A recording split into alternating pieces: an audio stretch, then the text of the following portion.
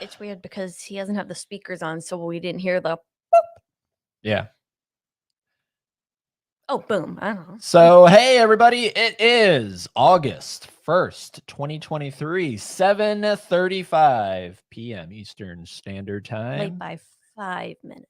And we are coming to you live from the Fans of Something Studios here in Savannah, Georgia. And in the little corner of our Savannah apartment. Yes. Today we are recapping everything we watched in the month of July. Take your glasses off. I think that's what it's trying to focus on. No. Oh, all right. So today we're going to be recapping everything we watched in July. And we're excited because June was a bogus month in terms of what we watched. Nothing. We watched really bad movies in the month of June. And like not a lot of them. Yeah. Like not a lot of movies overall. So we kind of made a pact. We were like, all right, we got to fix that. July has to be a banger of a month. And it was. Luckily in theaters as well as at home. It was a stellar month of films that we saw. And we're very excited to talk about them here tonight with all of you. Our cinematic voyages for the month of July. So how is everybody? Let us know in the chat room. And niche. Yeah, that's it. That's all I got to say. So we're going to get right into this. We watch movies. All right. So Come let's make see sure what we got watched. everything pulled up here. Boom. All right, here, baby. Let's jump into this. And that's not correct. There we go. That's correct. That's correct. And then we want to get rid of that. There we go. All right. So we kicked the month off and we're going to make these big screen here. Click these. And the thing is going to probably pop up wanting us to support the website. And we're going to continue without supporting Letterboxd. Because we're terrible, terrible people. So we started the month off a bit rocky because you liked this one. I did? Yeah, you did. See, this is bad. This is, ladies and gentlemen, this is why she literally needs to start. Please tell her in the chat room, start logging what you watch. Oh, I did like this one. Because otherwise you're just like, I did like it. No, because that doesn't even matter. It's just whether I did the heart or not. That means you liked it. Yeah, I did. I forgot that I did. So this one I did not like. This one was a recommendation, not direct, but I kept hearing about this through Dave McCrae. And he would always talk about how this was like one of his new favorite movies. This is like right up his alley. And I love Dave McCrae. I love his style. I love what he loves usually. So I was like, let's check it out. I like it. Your darkest dream awaits you. It's called The Ritual, but you dubbed the movie The Bitual? The Bitual. The Bitual? Yeah. So what I figured we'll do is, I mean, it's on the screen here, but I figured we'll each read the synopsis. A group of college friends reunite for a trip to the forest because, who doesn't? But encounter a menacing presence in the woods that's stalking them. Yeah, I like it.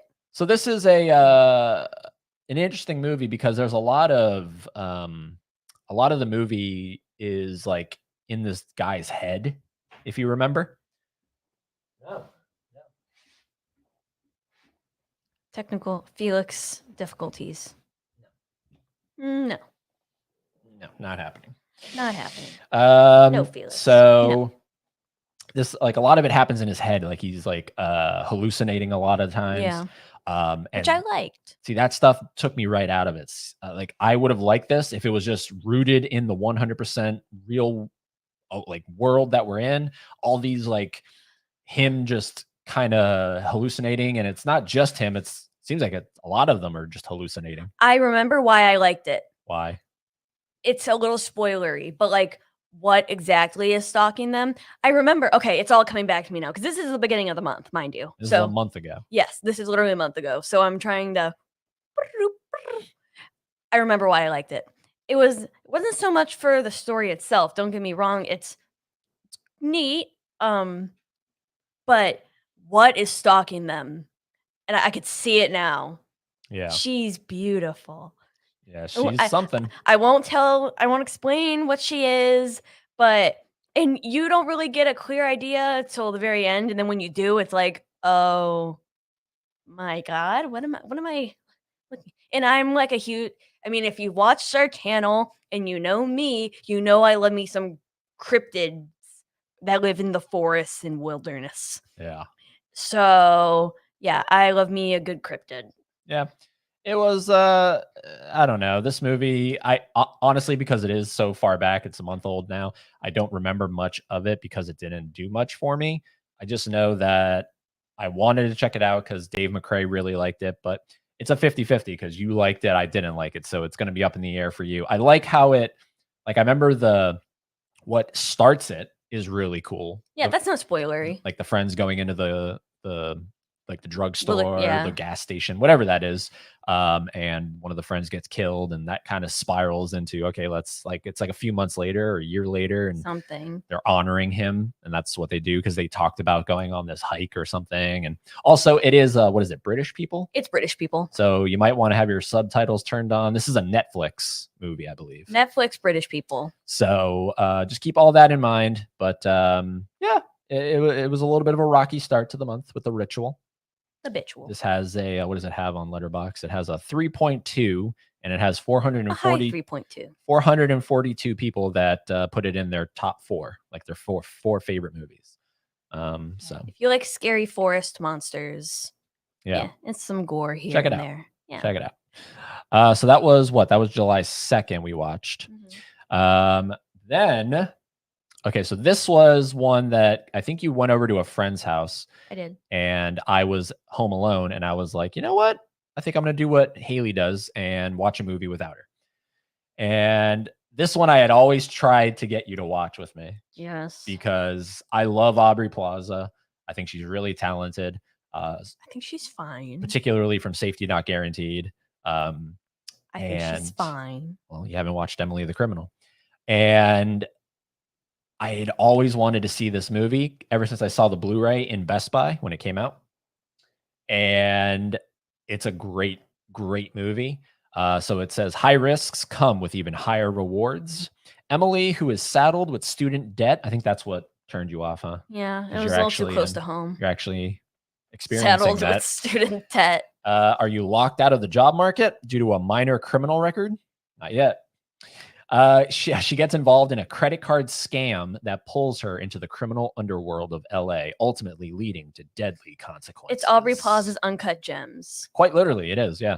But only 45 people have it in there. Only. I think that's pretty good for this little kind of small movie that 45. You know, I mean, it's a really solid movie. This is also, I believe, on Netflix. But I'm not saying like, okay, only 45, but out of 135,000 people who watched it. Yeah, 135,000 that have watched it. It ranks right around the 3.3. So, but only 45 people are like, yes. To me, this is one of those instant hook movies. I either want to make a list or I want to do a video of movies that I believe instantly hook you. And for me, this is one of them. It like the moment it starts, she's being interviewed, and the guy brings up the minor criminal record and everything, and she lies, and he kind of, he's like, oh well, I figured that I would throw this little, he was baiting her and seeing if she took it. She lied, and then she goes, well, why would you even do that, man? Like, it's like a one take. It's just her lying and then finding out she was being played with, and then you're gonna have to fix that. That's not gonna happen all day. And then she just like find the little toy, and then she just like 180s it on the guy himself. It's so good. I think this is her best performance. It's even better than Safety Not Guaranteed. Safety Not Guaranteed is the awkward kind of Aubrey Plaza that we all know and either love or hate. This one, she's not the awkward Emily. Aubrey Plaza. She is a totally different character, which is really nice. And the guy, Theo Rossi, he's really good. I think I've seen him in other things, but I couldn't tell you what I've seen him in, but he was really good as like the love interest. He's the guy who runs the credit card scam, and she falls for him and everything. And it's a really solid. This is the first movie from this guy, John Patton Ford. It's his only movie right now. And very, very promising career in front of him based off of this one film. So that was Emily the Criminal. Watched it on the 3rd, and I really enjoyed it. All right, next up, July 4th. So we did this one in preparation because we had Jeffrey Kramer on the program, and we were kind of getting ready to talk to him about stuff. So I wanted to fill some gaps. One of those was I had not seen Jaws 2 in the longest time. Painting. Yeah, right. I hadn't seen Jaws 2 in the longest time. Just when you thought it was safe to go back in the water. Go ahead and read the synopsis. Police Chief Brody must protect the citizens of Amity after a second monstrous shark begins terrorizing the waters. Do you think they're related? The sharks? Do you think those sharks are related? If you watch or follow the Daily Jaws, I believe they have a whole thing about how this is like the offspring of the first shark. Because I remember I saw a video where it was like a theory that there's a line of shark serial killers, and could a shark be considered a serial killer? But that implies intent and motive, but it's whack. Like, why 2 of them? What do you mean? Why 2 of them? It's like, why another shark? Yeah, why another shark? I mean, is there only one shark in the ocean ever? I don't know. And look, did Jaws need a sequel? No. Was Jaws super successful and it got a sequel? Yes. Does Barbie need a sequel? No. Is it almost $1 billion? Yes. Does that mean we're getting a sequel? Yes. It's the way it works. So you like this movie? I like this movie. Yeah. I think this is one of the better sequels out there. I hate those kids. The kids. God, I have to say it. I hate those kids. No. Yeah. The majority of the kids are not what I like about this movie. I like that if Roy Scheider wasn't in this movie, I wouldn't like it. I like that Brody's back. Right? Yes, we're missing what's his name? Hooper. We're missing Hooper. But and Quint died in the first one, so he's gone. But Hooper gets a little name drop, right? He's away. Okay, so that's why he's not in it.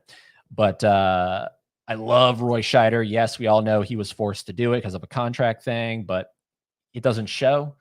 The only thing that shows is his, fluctuating tan, which we talked about with Jeffrey. So go watch An Evening with Jeffrey Kramer. It's a solid movie for what it was from Jano Schwark. And the shark is not nearly as good as the first one because they decide to burn half of its face. Yeah, I think the less is more.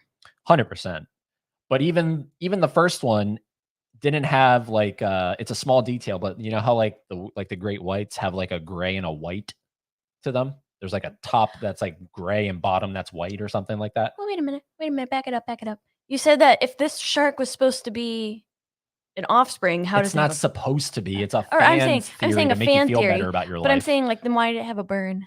Because remember, it got it gets burned after attacking that woman who dumps gasoline on herself. Whatever. You don't remember that? No. No. There's a woman out in the ocean, and the shark attacks her, and she tries to fight back by picking up a giant thing of gas, dumps it on herself, and then it blows up somehow, and it burns the shark. No. They wanted to do that to differentiate the shark. They wanted to give it a more menacing look, and that's why it has the burns. But for me, it makes it cheesier. It makes it this is more of a slasher than a thriller, which is the first movie.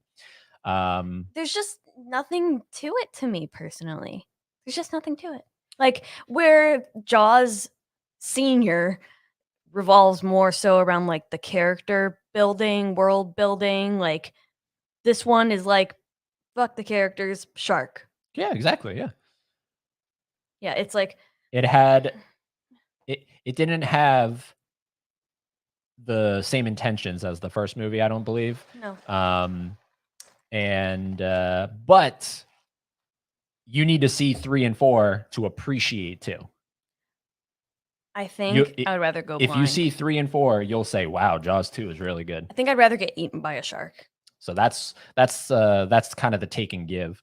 But I enjoyed Jaws 2. You're gonna have to put him away. Like he's too nuts right now. He's too nuts. Talking about Felix, in case anyone's wondering, he's a little zoomy right now. It's the weirdest thing. we'll just be going about our day doing nothing, right? And he'll, I guess he just copies and repeats, because if we're doing nothing, he's doing nothing. If we're actively doing something, I guess he feels obligated to actively be doing something. So it's, I don't know, it's weird that way. But he'll be taken care of here in a second. So that was Jaws 2. Haley did not like it.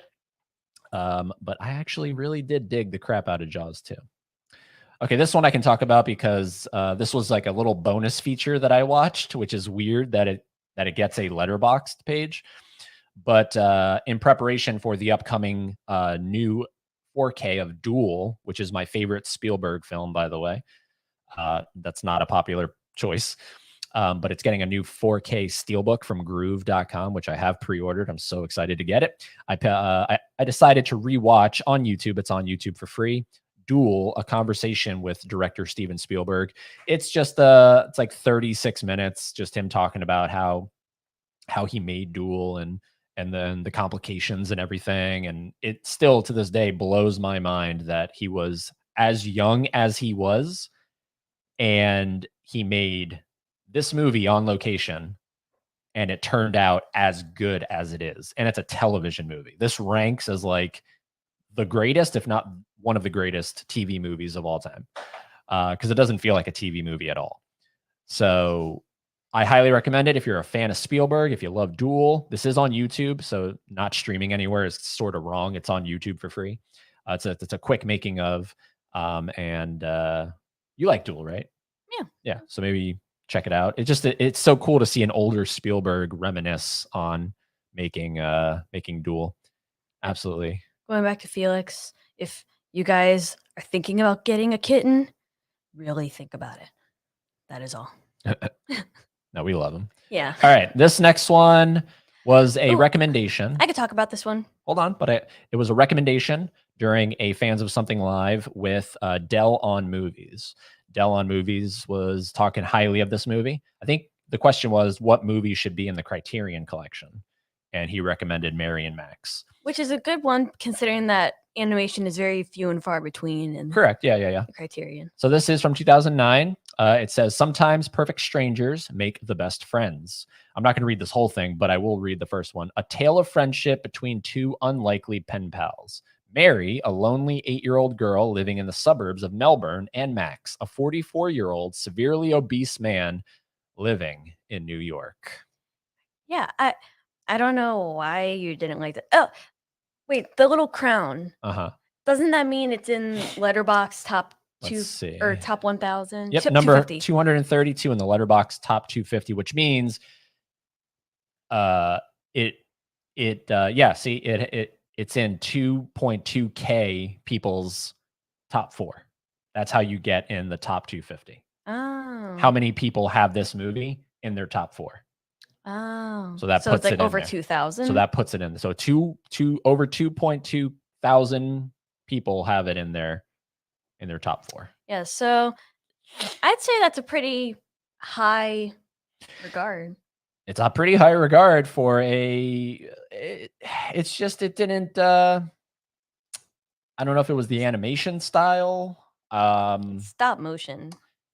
Yeah, it's a cool story. I love how it's pretty dirty for an animated movie. Yeah, this definitely, like, I recently have been in like this hyperfixation of wanting to go through animation more geared toward an older audience, not necessarily like adults, but not your Disney princesses or whatnot. Like, and we'll talk about that more later. But this is definitely like more adult oriented animation. 100%. Because we need more of that, just to prove that, like Guillermo del Toro said, animation is film. Like, cartoons are film. It was just weird, and for me, I'm okay with weird, but for me, it just felt like it wanted to be weird to be weird. And I think you have to be weird not wanting to be weird. But like all the letters that they were writing back to each other, especially the old guy, Max, they were all weird and just like written weird. And he was talking about what But he's also autistic. Yeah, he is also autistic, so you have to give him that. It just didn't jive with me personally. I can objectively see that it's a good movie. Yeah. Um, This movie is very, very dialogue heavy. yeah. Like, if you are not perfectly in tune with this movie, like, you can't have any distractions or you'll miss something, Mhm. and everything matters. Yeah, and thank you for saying that. I do think this was one night where we forgot to give Felix these calming things that calm him down, and he was just going nuts, and I couldn't stop focusing on him. Because you have to remember, I've gone 30 years of being able to watch movies with no distractions. No And kid all of a no sudden, kitty.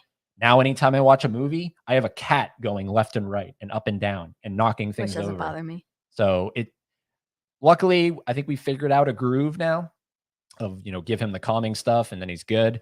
But at this time, we didn't do that. And I think that severely took away from my viewing experience. So maybe this needs a critical reappraisal. I definitely think, because it's a smart movie. It's really smart. Yeah. Like, Well, what else has this guy done? Adam Elliott. So he just does stop motion. look at those guys. Who are those guys? This just looks like Max, like earlier. Maybe it is Max. That's Harvey Crumpet. Jeez. My guy, the Crumpet. Brother. Rubber. And it's Australian, but it's not like, I can understand Australian God. better. I'll support you later, Letterboxd. Yeah, my God. No, I just think it's such a smart movie. Like, the way that they talk, the whole movie is basically just back and forth conversation. Yeah. That's the whole movie. Yep. They don't talk in their own respective areas. It's all the dialogue is through narration of their letters, pretty much, or just narration in general. Yeah. So that's why you, like, really have to listen. And I just thought it was different. I mean, you kind of think about it and you're like, why is an 8-year-old girl talking to a 40-year-old man? Mhm. But then you realize that he is very, like, far on the spectrum autistic. So he basically has the mental processing of somebody like the 8-year-old girl. Yeah. And they, like, weirdly jive with each other and they become like best friends. And it's like, it's bittersweet. It's bittersweet. It's bittersweet. So there is Mary and Max. That was a recommendation from Dell on Movies. Dell on Movies. Two things, everybody. We are going to get to the chat. We always go halfway through the month and then we go over to the chat. The other thing is, if you want to follow us in real time on Letterboxd and not wait for, obviously still tune in so you can hear added thoughts. But if you want to follow us in real time throughout the months, our Letterboxd accounts are linked down below in the description box, as well as at the top of the header of the main part of the channel. When you go to the main page, right on the top there, you'll see our links to Letterboxd. So come on over, follow us. It's fun. Oh boy. Oh geez. All right. So this was obviously July's Criterion month. Yeah. Right. So we wanted to knock out some Criterions. And this one I had owned for quite some time. I hate this movie. I don't hate it. I hate It's it. just so this is Smooth Talk from 1985 by Joyce Chopra. And this is in the Criterion collection. I hate this movie. And I hate his eyebrows. Look, it has no Treat Williams, he passed away, I believe, this year. So RIP Treat Williams. But it has no tagline. Weird. So Smooth Talk is based on the short story, Where Are You Going and Where Have You Been? I love how you said that we would switch off reading and you've just been reading them all. Oh, you can grab the next one. This film chronicles 15-year-old Connie's sexual awakening in the Northern California suburbs. Ew. So it's basically a coming of age story, which it's so not. You don't like coming of age. But right, you don't. No, I don't. But it is a coming of age story. She finds herself, right? So does she? She does. I think she just gets a little more lost. She does. It's just a movie, and look, I am so okay with slice of life movies. This is so not slice. This is like borderline horror. There's only one element of it that's horror, like and it's the Treat third act. Williams. Yeah, it's the Treat Williams interaction. It's a slice of life because all we're seeing her do is go home, get bitched at, go out to the movies, have fun, and that's it. This movie also reeks of 1985. And that's all it is. It's just a slice of life. Some people love that. I like it. I'm cool with it. 32 people love this movie. So, that's not right. I'm okay with it. It's Laura Dern. I wanted to see her in something other than Jurassic Park. Isn't it her film debut? I don't think it's her film debut, but it's a breakthrough performance. It's like one of her. This might be the breakout performance that got her some real attention. And it all boils to a head with this Treat Williams guy, right? Who It makes me feel weird. yeah, like, I mean, it's supposed to do that, but it's the weirdest interaction that they have. And it's very subtle. And at the end, without giving it away, it leaves a lot to interpretation, right? You don't know what just happened. You don't know what's going on. And it kind of just ends. It does. And that's what a slice of life movie typically will do. They'll just end. And they either fulfill you or they don't fulfill you. This one, it didn't hollow. It didn't fulfill us. Yeah. We And both mad. looked at each other and we're like, That's it? Yeah. Wow. Okay. I hate this movie. Yeah, I don't know. Maybe somebody in the chat room can let us know. Like, The only redeeming quality was the fashion. And Laura Dern's good. Like, I always thought she was, a talented actor. Just call them actors. I believe in that. So yeah, Smooth Talk in the Criterion Collection. Don't watch this movie if you're having a good day. Or a bad day for that matter. Just don't watch it. The next one, because you were like, I need to redeem this. I need quality.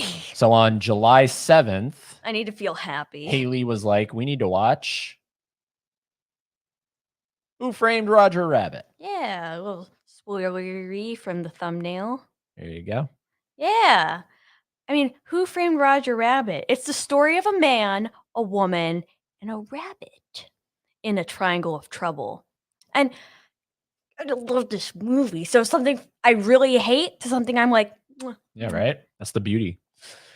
Yeah, Toon star Roger. Well, now hold on, wait, hold on. Sorry, I don't mean to cut you off. This has 2.8K fans, and it's not in the top thing. So maybe so I don't know how you get in the. I think it's like the people who run Letterboxd, they choose. Oh, they just choose? Yeah, that's why I'm saying that. Oh, okay. That's why I'm saying I think that's why it's such a high accolade. I think it should be the fans. Yeah. I think it should be more based on the fans. But whatever. What do I know? You don't know anything. Yeah, Toon star Roger, as in the rabbit, is worried that his wife Jessica is playing patty cake with someone else. Don't ever play patty cake with someone else. No. Just don't do it. Don't even think about it. Don't do it. No. So the studio hires Detective Eddie Valiant to snoop on her. But the stakes are quickly raised when Marvin Acme is found dead, and Roger is the prime suspect. It's a murder mystery, love affair movie with a rabbit guy. Yeah. And it's Disney and Robert Zemeckis. And you didn't like it. Ultimately, I did not like it. No. I love Christopher Lloyd. How does it feel to be wrong? I love Christopher Lloyd in this movie. He's the standout for me. There are some elements of the animation, because it's 88, that feel like Spy Kids, and like particularly when he goes into Toontown, and then Christopher Lloyd, like it's just very. But overall, I mean, like the car chase sequence, Roger in general, like it's pretty darn good for like a 35-year-old movie. Yeah, absolutely. That's pretty darn good. Yeah, no, I understand the appeal of the movie and how ahead of its time it was, and particularly with mixing IPs together, and how that's going to be very hard if you ever want to try to do that nowadays. Look, where are you going to find Mickey the Mouse and Bugs the Bunny in the same shot in an official movie? Yeah, right. So for that reason, it's awesome. Bob Hoskins was great as Eddie Valiant. It's so good. It's so stupid, and I think it's so aware that it's stupid. Like the premise, the whole patty cake thing. And it's great. Yeah, and I love the opening, how it starts out as the cartoon and then it transitions to real life. Yeah. But the real life interacting with the cartoons and everything. Yeah. And we had to rewind because you couldn't catch where they swapped. Again, back to Felix distracted me, and then I looked away and I looked at the TV, and boom, we were in the real world, and I was like, what did I just miss? Thanks, Felix. So we had to go back, and we were on Disney Plus, so that when you rewind on Disney Plus, at least on the PS4, it's a little wonky. So, No, this is a 5-star movie for me. I don't know what you're talking oh, about. no way, 5 stars. Get out of here. But Robert Zemeckis has done much better work. Boo, tomato. But I watched it and I saw it and I walked away going, Christopher Lloyd. But he did give me, for anyone that's seen it, The Adventures of Rocky and Bullwinkle, he gave me, well, I guess Robert De Niro did the impersonation, but Robert De Niro's character of Fearless Leader and Christopher Lloyd as, who is he? Judge Doom. They feel like one and the same. So I feel like Robert De Niro looked at Christopher Lloyd's performance in here and was just like, I'm going to do that, but with my Robert De Niro, plus I have the source material of Rocky and Bullwinkle. But this is one of your good friend's favorite movies. Yeah, shout out to Mouse Tracks. Yep. This is his, like, when someone asks you what's your favorite movie, he says Who Framed Roger Rabbit. Just wasn't for me. Ultimately. I enjoy the voice acting is really fun. Whoever voiced, I think, is it him? Yeah, Charles Fleischer. Roger. Yep. Is that like as in the Charles Fleischer? That guy? Scroll down. Oh, okay. It is the Charles Fleischer. Well, I mean, like as in like the studio, but I guess not. So, yeah, great voice work. I see it. I see the appeal. I just didn't jive with it. That's a lot of times this all it boils down to. Do I jive with it? Okay, next up, what is this? On July 7th, I think that was the same day, we watched another Black Mirror. This is the feature-length episode called... Feature-length interactive. Yes, called Bandersnatch.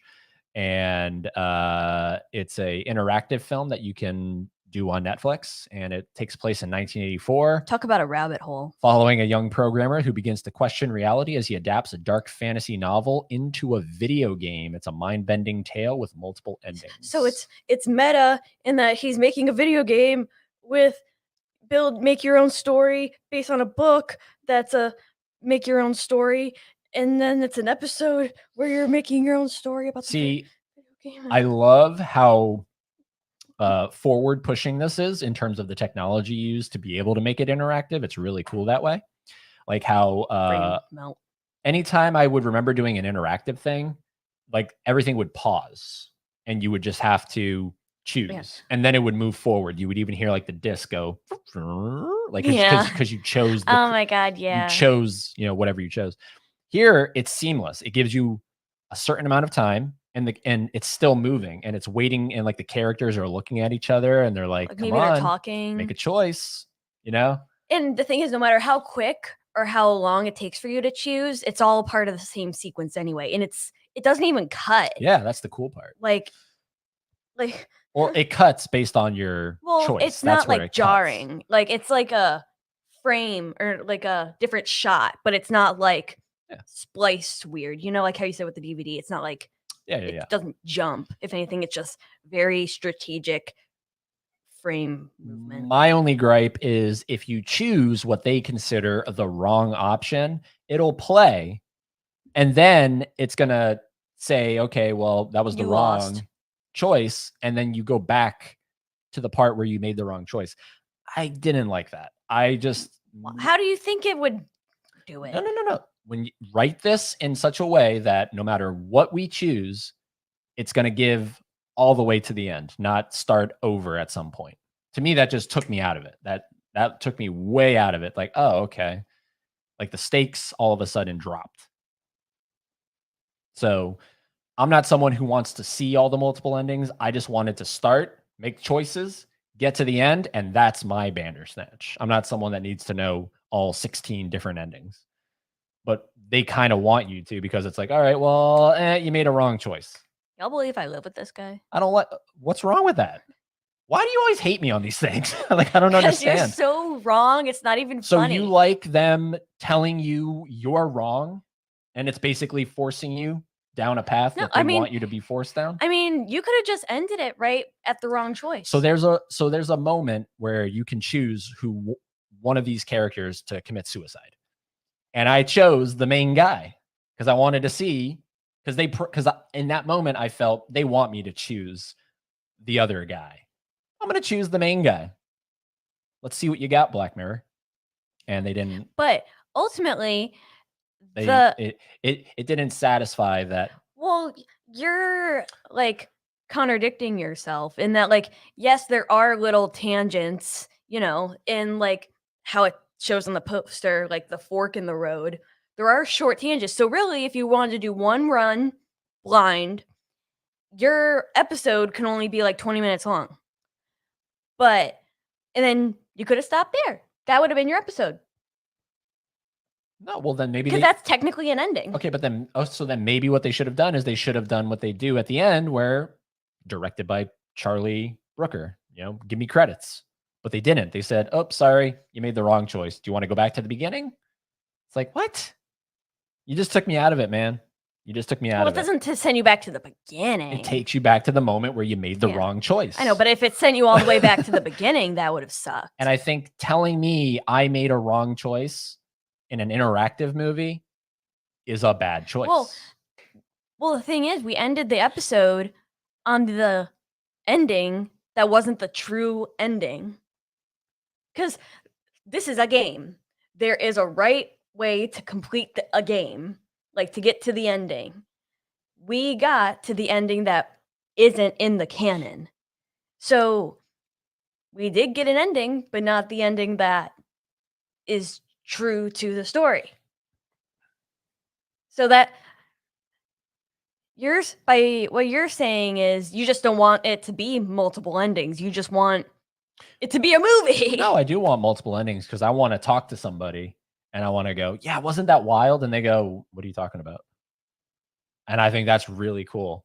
But to tell me halfway through that I have to go back to a part I've already seen, it just takes me out of it. So my like is for the technology involved in the interactiveness, and of course, just the quality of Black Mirror itself. But I think on my ranking, it's sort of near the bottom on my Black Mirror ranking because I just think it didn't satisfy my particular want when it comes to an interactive film. But maybe what needs to happen is I need to go to Netflix and make an interactive film myself. And then there's only one ending. So if you chose the wrong option, you would click it and then it would like gray out and go try again, and without even playing anything else. That's what you would do, and it would just be a movie. All right, now talk about this one because you hate this one. I hate this one. So here we go, ladies and gentlemen. She hates this one. In a post-apocalyptic landscape, the Scottish moors, a woman attempts to survive the land full of dogs. Go ahead. You talk about this, and then I'm gonna wait till you say all your piece. Booty episode, literally booty episode. You have Bandersnatch, beautiful, wonderful, and I will admit I did not go back and do all the endings because I don't know. You kind of put a bad taste in my mouth. This movie has one fan. They're not movie. This episode is one fan. But I want to because I love stuff like that.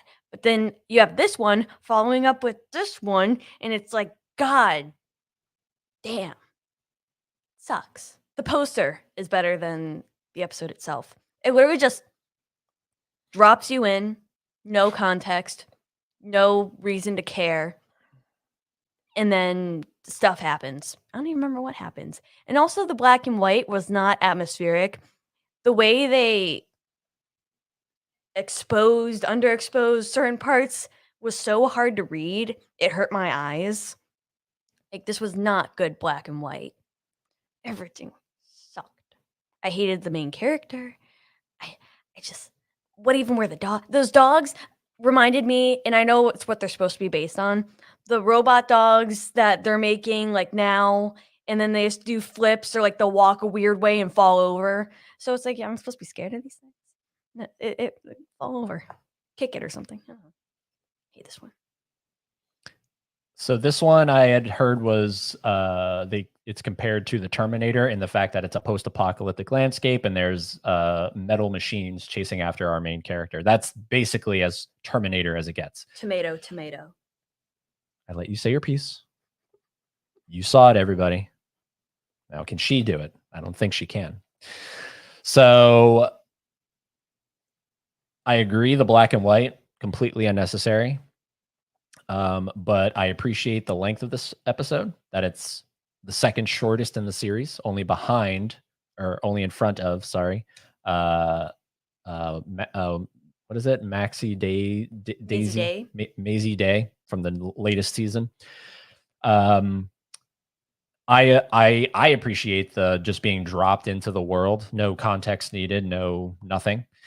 The fact that these look like dogs that we are familiar with makes sense to me because it's supposed to be an evolution of that, right? So they start out as cute, doing flips, and then in the post-apocalyptic future, they're chasing after you relentlessly.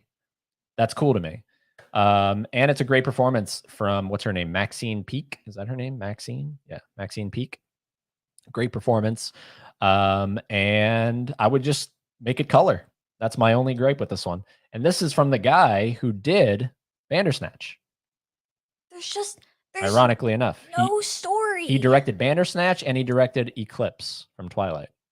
Oh, and 30 Days of Night and Hard Candy. So, he has some stuff under his belt. But it was fun. It was quick. Not streaming anywhere. What are you talking about? It's on Netflix. Yeah. There's no story. I recommend it. I recommend it if you need a quick thing, if you need something quick, check it out. I think this, like, literally the only episode I think that's below this in terms of rating is Maisie Day. So it's the short ones, I guess people don't like. No, in that and maybe the Waldo moment is below. But there's one fan. 111,000 people watch this and only one fan. There's a reason. But 9.6 liked it. That's so small. Liked by 9,000 plus members.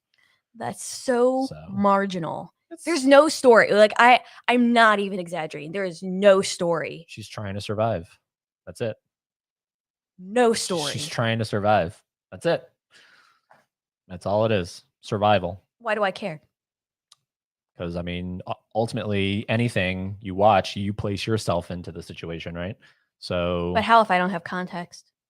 You don't need context. It's post-apocalyptic. It's dangerous. I can barely see what the hell's going on the screen. I agree with you. Black and white. I would love to get David Slade on this channel and go, was it you? Was it Charlie? Who decided black and white? And it also doesn't make sense because black and white implies something older, something maybe not even necessarily older, but it's post-apocalyptic, so I get it, right? But it's there's nothing. I get it. They're going for this bleak. Black and white is bleak. It can be. So, sure. It represents that. But I do think it was a bad choice. But it's an overexposed black and white. That's what I don't understand. There's a lot. What I mean is that there's a lot of white. Yeah. It just doesn't read. Anyways, I'm done. Okay. On July 10th. We watched the best movie ever. We watched a lot of Nicolas Cage. With some Pedro thrown in there. This is the most Nicolas Cage movie ever. Look at him. And this is The Unbearable Weight of Massive Talent. And you couldn't pay me enough to remember this title. If you asked me, what's that one Nicolas Cage movie about Nicolas Cage, I could not tell you. But man, is this a good movie. I wanted to call this The Unbearable Weight of the Spotless Mind. You liked it? Yeah. Okay, good. Yeah, so this one we agree on. 305,000 watched, 91,000 liked. Is that better for you? That's better. So this is just a fun movie. This is a fun ass time. Creatively unfulfilled, facing financial ruin, Nick Cage must accept a $1 million offer to attend the birthday of a dangerous superfan. It's Nick Cage playing Nick Cage, going to a super Nick Cage fan who has this Nick Cage obsession and wants Nick Cage to play in his Nick Cage movie. I think I would have to truly assess. I think this is my favorite Nicolas Cage movie, though. I think this is, if someone put a gun to my head and said, what's your favorite Nicolas Cage movie? I think I'd go The Unbearable Weight of Massive Talent. Stop. I would go, I don't remember the title of this movie. The one that's unbearable. I literally cannot. I tried saying this to my friend. I was like, you have to watch this movie. It's called,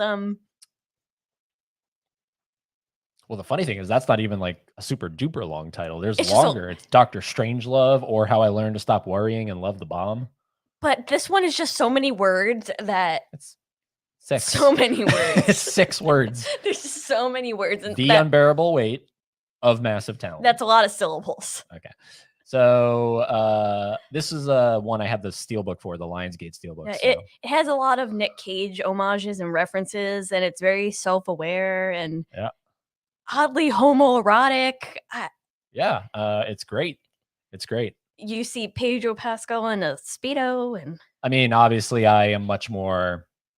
I think of Pedro from The Last of Us, but it's all just when you found him first. So I'm sure there's a ton of people who think of him from The Unbearable Weight of Massive Talent. But he also has his like authentic accent. Chile, right? He's from Chile. Yeah, his Chilean accent. So nice. Definitely recommend this one. This is not the one that we would recommend because at the end of every month we do the one movie we recommend to watch. I don't think this is one that you're gonna say. No, recommend. But this would definitely be like top honorable mention. Yeah. So that was really so cool. Good. It's so good. Next up, on so good. July 12th. So again, good. This was for our preparation to have Jeffrey Kramer on the show. He is in Clue. This movie is amazing. A masterpiece. This movie is truly amazing. Again, Christopher Lloyd. Yeah, right. There, if you squint, you can see him back there. There he is, right here. Tim Curry, though. This is, I think, this is my favorite Tim Curry movie. No, sorry. I always forget about Home Alone 2. Okay, Home Alone 2 is my favorite for just I grew up on Home Alone 2. He doesn't really have a whole lot to do in Home Alone 2. If you would say what's the better movie, objectively. The better movie, to me, like if I said better movie, it's Home Alone 2. The better Tim Curry performance is Clue. And my favorite Tim Curry performance is now in Clue. So this is obviously based on the board game. If anyone's ever played the board game. Come on. Like, speaking, like, foreshadowing the movie we're obviously going to talk about later. Movies based on toys. Yeah. Well, hold on. Is Clue a Mattel board game? Is Clue from Mattel? Can someone fact check that? I'm doing it. She's going to do it. Is Clue a Mattel board game? I don't think so. Maybe. Then who makes it? I could see it in my brain. I could see it.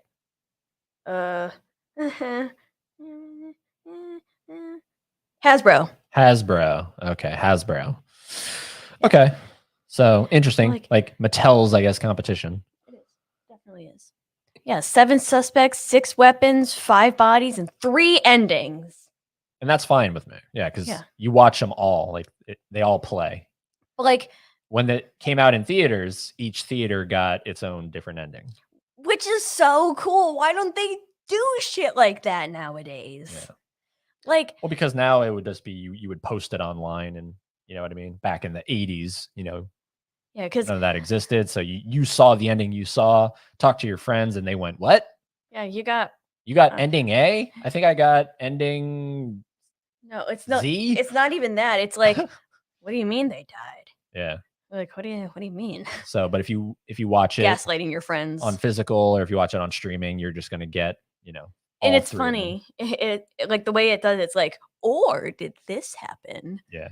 So it doesn't even really say what ending is definitive, but there are endings that are better. But I mean, you talk about a movie that is just hysterical. It's so funny. This is potentially, if I were to make a top 50 funniest movies of all time, Clue is going in there. Oh, see, 6.7 thousand. Clue's going in there. Yeah, see, I don't know. Yeah, that's wrong. Yeah. It should be based on the fans. Yeah, and it's so smart because it's like, all right, we have this board game that in and of itself, unless you probably read the manual, but who does that? Doesn't have a story. Like, you just show up to this mansion and somebody's dead. Who did it? Who did it? And so it's taking that really bare bones thing and it's like, let's make a feature film out of it with Tim Curry. Running around like a loon. Like he's a nutcase. And it's so just like you watch this and you just feel so incredibly sad for him now. Yeah. Knowing that, like look how exuberant you were And now you're confined to a wheelchair for the rest of your life. It's so sad. I mean, there's multiple things that are sad about this. Is this the Eileen girl? Like, is that her? No. Who's this one? What happened? Who's this one? That's anyways, you and I collectively agree. Very like, whoa, hello. Yeah, hello. And nowadays, you look at her and it's like, what the hell happened? Yeah. What in God's name happened? It's similar to the Top Gun thing. Yeah. The main chick from Top Gun, what she looks like now. You know, everyone was like, oh my God, what happened? Yeah. So, but it's just so funny. And Jeffrey Kramer, he has a great part in this movie. He plays the motorist. The motorist. And it's fun. It's fun. It's so funny. And I mean, like, there's references to the board game, like, not only in the characters, but like, the secret passages you can go through or the weapons. And it's just fun time. Fun times. On the 14th, was that the 14th? I think it was the 14th. Don't go back. You're going to have to close the thing again. Yeah. I think it was the 14th. Continuing on with the criterions, I had, because one of your Mount Rushmores is Wes Anderson.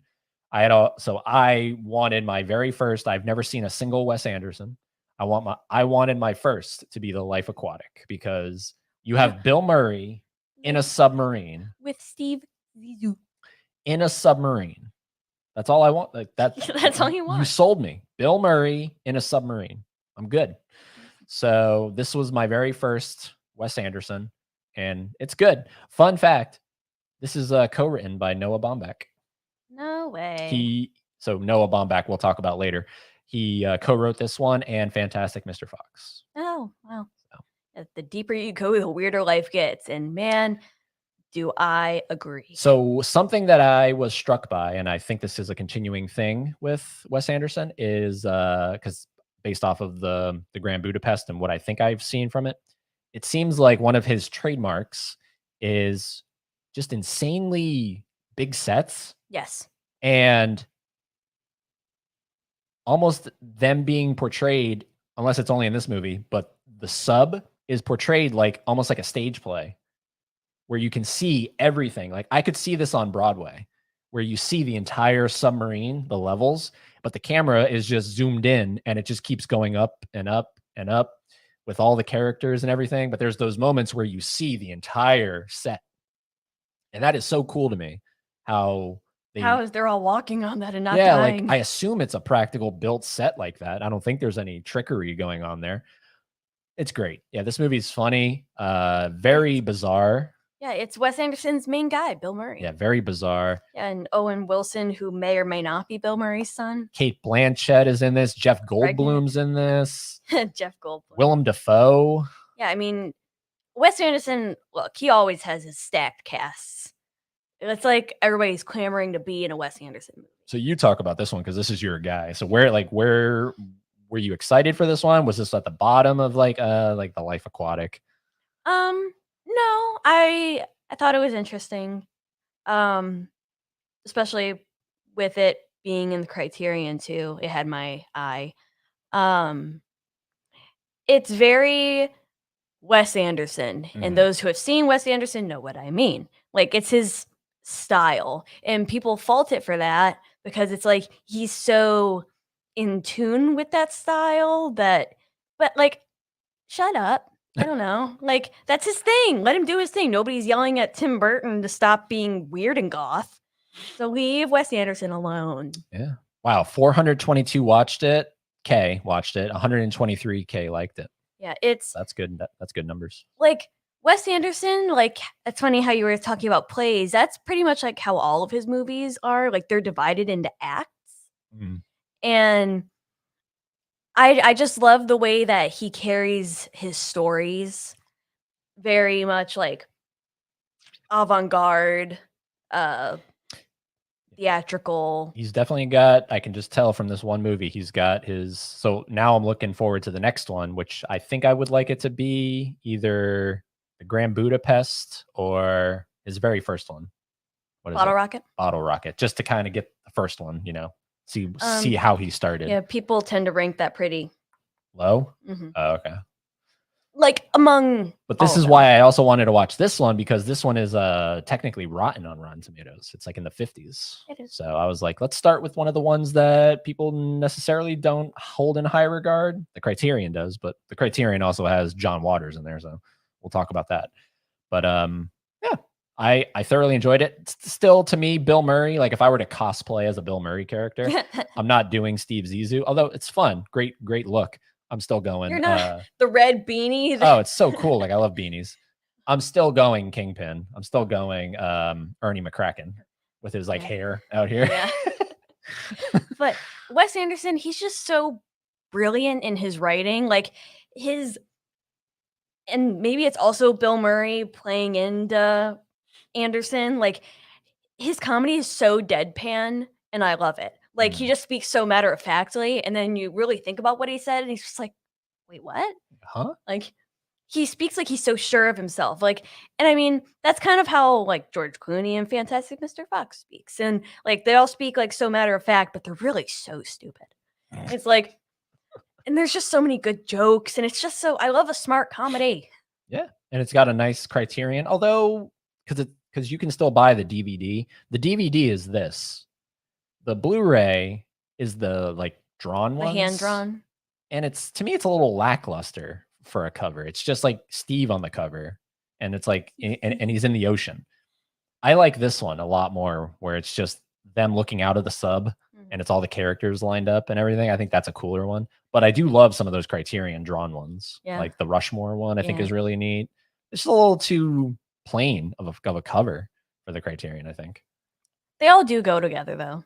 Like if you were to put them all side by side, like there is a Anderson verse. There is like the way that his style is. There is an Anderson verse, and there's like 20 Bill Murrays. Oh Jesus! All right, so we'll do one more, and I think that's halfway through the month. So next up is We're like an perfect. Hour in. Yeah, perfect. So next up, this one I had always wanted to watch because my dad is a big follower of this particular serial killer. I don't know if you can say that on YouTube. Well, like, you know, in terms of like monetization. In terms of no, my dad being not a fan, but like, well, like in terms of being like a fan of true crime. A fan of true crime and being like, you know, because I remember my dad watching this movie, and obviously at that age I wasn't into it, but okay, so right out of the gate, this is directed by Patty Jenkins, who, yes, this is her directorial debut. She gave us Wonder Woman. And this is the true story of Eileen Wuornos, who is apparently, according to this, the first female serial killer of America. Which that's probably not true, but she might be the first like prolific.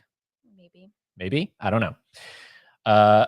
Amazing performance. I don't think anyone doesn't already know this. Charlize Theron, one of the most beautiful people of all time, doesn't have eyebrows, goes away in this movie, thanks, of course, to some makeup, but she's gone.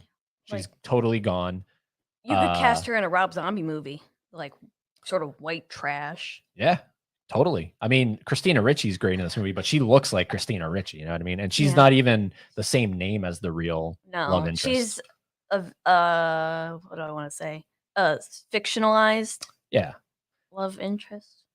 Also, we just have to make note, one of the dudes that picks her up, you know, on the highway is Herschel from The Walking Dead. And I was like, oh God, no, please don't make him perverted.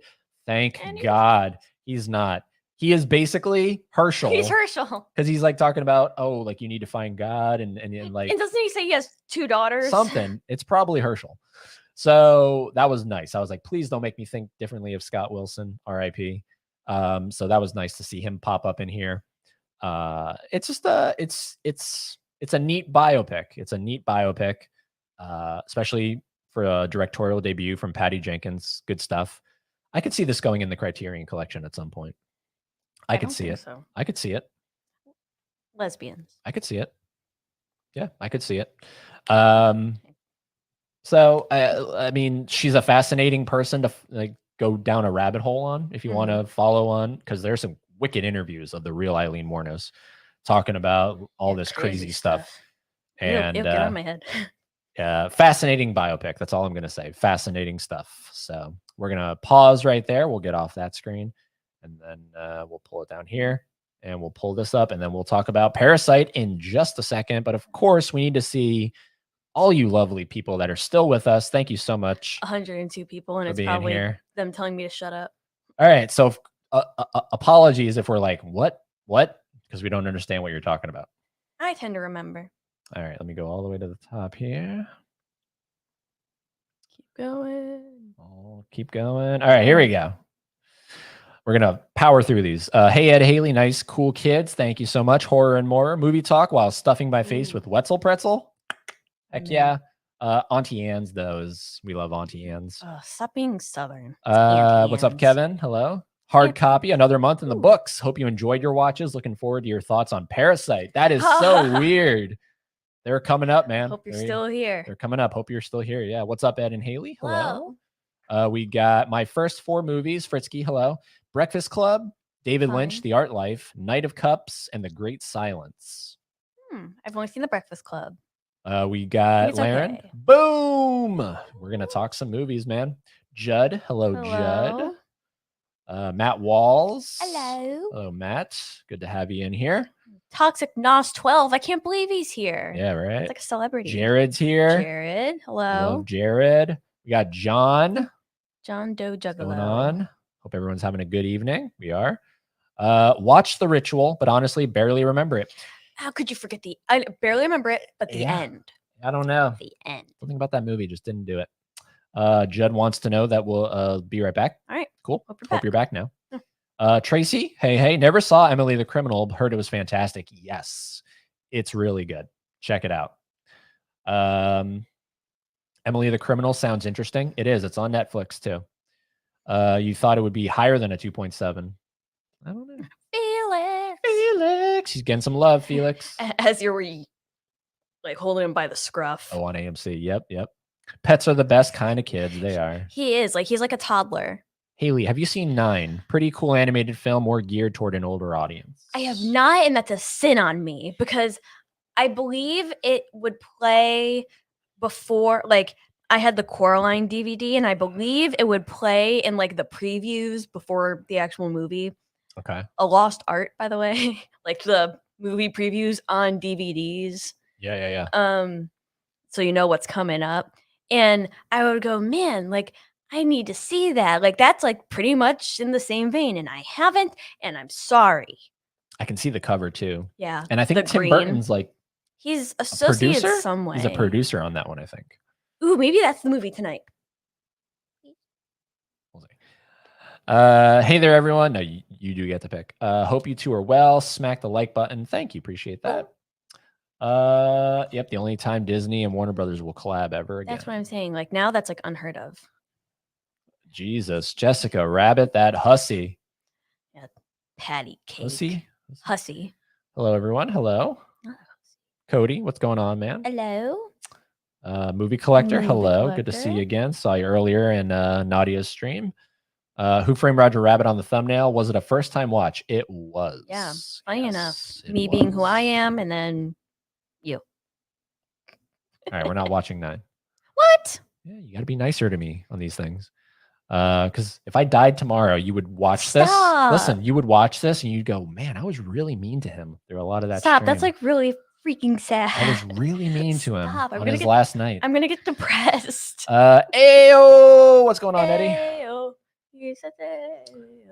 What do we got here? Who Framed Roger Rabbit is my favorite childhood film. I'm glad I have it on Blu-ray. I feel like that's one film that is better the lower quality you have. Oh my God, how long did you guys play? Bandersnatch? Are you talking about Bandersnatch? It can go on forever. Yeah, that's if you do every single ending, which he refused to do. I could have been at it for hours. I just didn't. It sucks when you get stuck in a loop. I don't know. It just wasn't for me. Here's what I saw in July. Ernest in the Army, Dragon Ball Super Broly, Gothic. That's the one with Halle Berry. Click, phenomenal movie. Barbie, we'll talk about it. Terminal, and City of the Living Dead. Amazing. What an eclectic viewing. Right? Yeah, the point is, we think we have control, but we never do. I can see how that can get annoying for sure. See, you make a good point. Hi, everyone. Hope you're all having a great day. Hi. Right back at you, Starship. The new robot police dogs in New York City look exactly like them. Charlie Brooker is a time traveler for sure. Yeah, well, have you seen, like, the videos, like, on Facebook maybe of, like, those stupid robot dogs that, like, don't have a head and they just don't I saw a video I showed him after the fact of, like, one was rounding a corner and he wiped out on a turn and it just fell over and he was stuck there. Oh, a Twilight Another marathon. I've actually never seen any Twilight. Well, Nadia was a huge Twilight head when those first came out. I could see that. I always forgot this title too. Such a good movie. The Unbearable Weight. The whatever that movie is. Daddy Pascal. Uh-huh. That Nicolas Cage movie is a great movie. I'm glad to see him in the big screen again. Yeah, he's been making some hits. There's a couple more we still have to check out. Not the bees. Not the bees. I think Nick Cage gets better during the second half. Well, I'm really glad because we went in that movie not knowing anything. I'm really glad we watched Face Off prior to seeing that. Yeah, we saw that in June, I believe. Yeah. So I'm glad that we did that in that order. So glad you enjoyed Unbearable Weight. I love it. Yeah, and it's a phenomenal steelbook too. Absolutely. Play the game Clue. He's never played Clue. Nope. Clue, I gotta watch. I'm a big Tim Curry fan. Never played Clue. That's literally my favorite board game besides Scrabble. Bill Murray is in many West films. Life Aquatic wouldn't make my top 5 West though. Yeah. Yeah, The Maid and Clue. But that's like the joke throughout the whole movie. Yeah, it's like boobs. Her giant honkers are just right in everyone's face. But Bill Murray is actually not in Asteroid City. I literally just blinked so bad right there. Well, Laren wants me to watch Bottle Rocket next. That's so funny. Bottle Rocket is probably my favorite. Wow. What's going on? What's going on, Gavin? Because I feel like general West fans tend to rank Bottle Rocket so low because it just doesn't have his charm yet. Like Rushmore being his second, you could start seeing him dabble. True. Yeah. I'm so excited for the new Nick Cage movie. What's the new Nick Cage movie? There's probably 20 of them coming out. I don't know. Mama Blu-ray loves her some Nick Cage. Oh. The Gothic I saw wasn't the Halle Berry one. It was Gothic from 1987. Ooh. Oh, I'm thinking of Gothica, I think is what it's called. Gothica. I think I'm thinking of Gothica. All right, cool. We're caught up with the chat. Keep it chatting there. We're going to continue on here with, we're going to start with Parasite. Now Edward's going to break some hearts. I'm going to break some hearts? Yeah. Oh, I mean, I don't know. I just, because this is, hold on. I got to start this. There we go. Go ahead. And I'm going to pull this up. There we go. Cool. Okay, so Parasite. This is also in the Criterion Collection. It is. And it won Best Picture. And I think it's in the top 250 if you want to scroll down. It's number 6. Number 6. Wow. Act like you own the place. So all unemployed, and we haven't been reading every single one, but whatever. How do you say that? I don't know. I don't know Korean. Kai-tech? No, definitely not. Anyways, a family takes peculiar interest in the wealthy and glamorous parks for their livelihood until they get entangled in an unexpected incident. And I love this Criterion cover, like the holes. Yeah. A shout out to my cousin Kat, who would not enjoy that. No. Again, 1.6 million likes. Wow. Yeah. Again, I just correlate this to I don't like subtitle movies. That's more than half. See, 2.8 million viewed, 1.6 million liked. But after watching this, and then before we went into Barbie and Oppenheimer, we talked about this outside of the theater because it was on my brain. To me, and because correct us if we're wrong here, but there's no dub for this movie.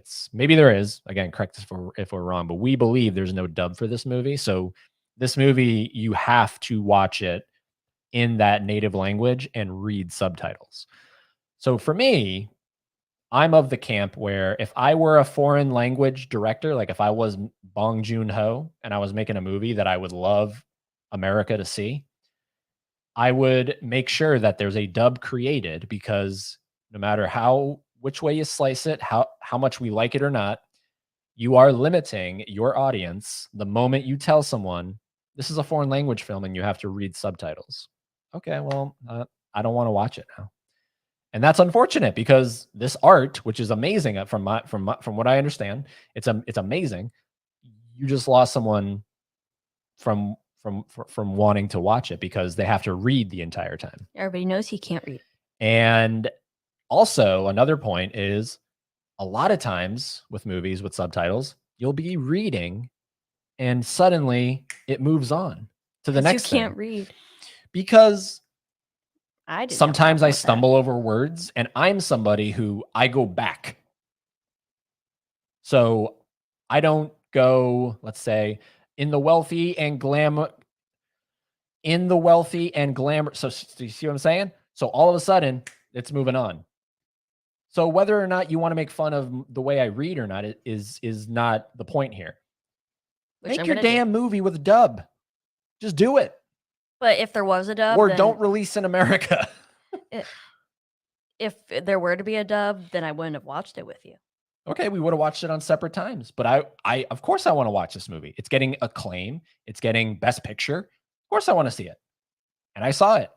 And I didn't like it because half the time I was reading, half the time I didn't understand what was going on.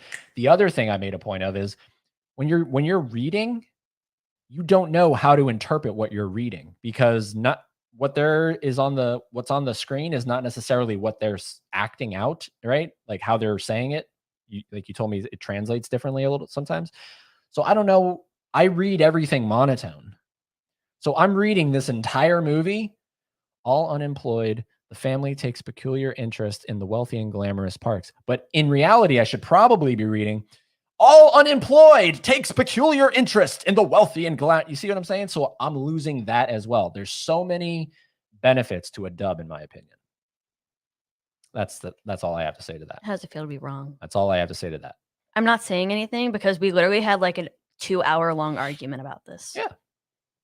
And I'm very much in the camp that he's very wrong. Yeah. Well, I'm in the camp you're wrong. So we're in two different camps of wrongness. No, there's being wrong and then there's being correct. No.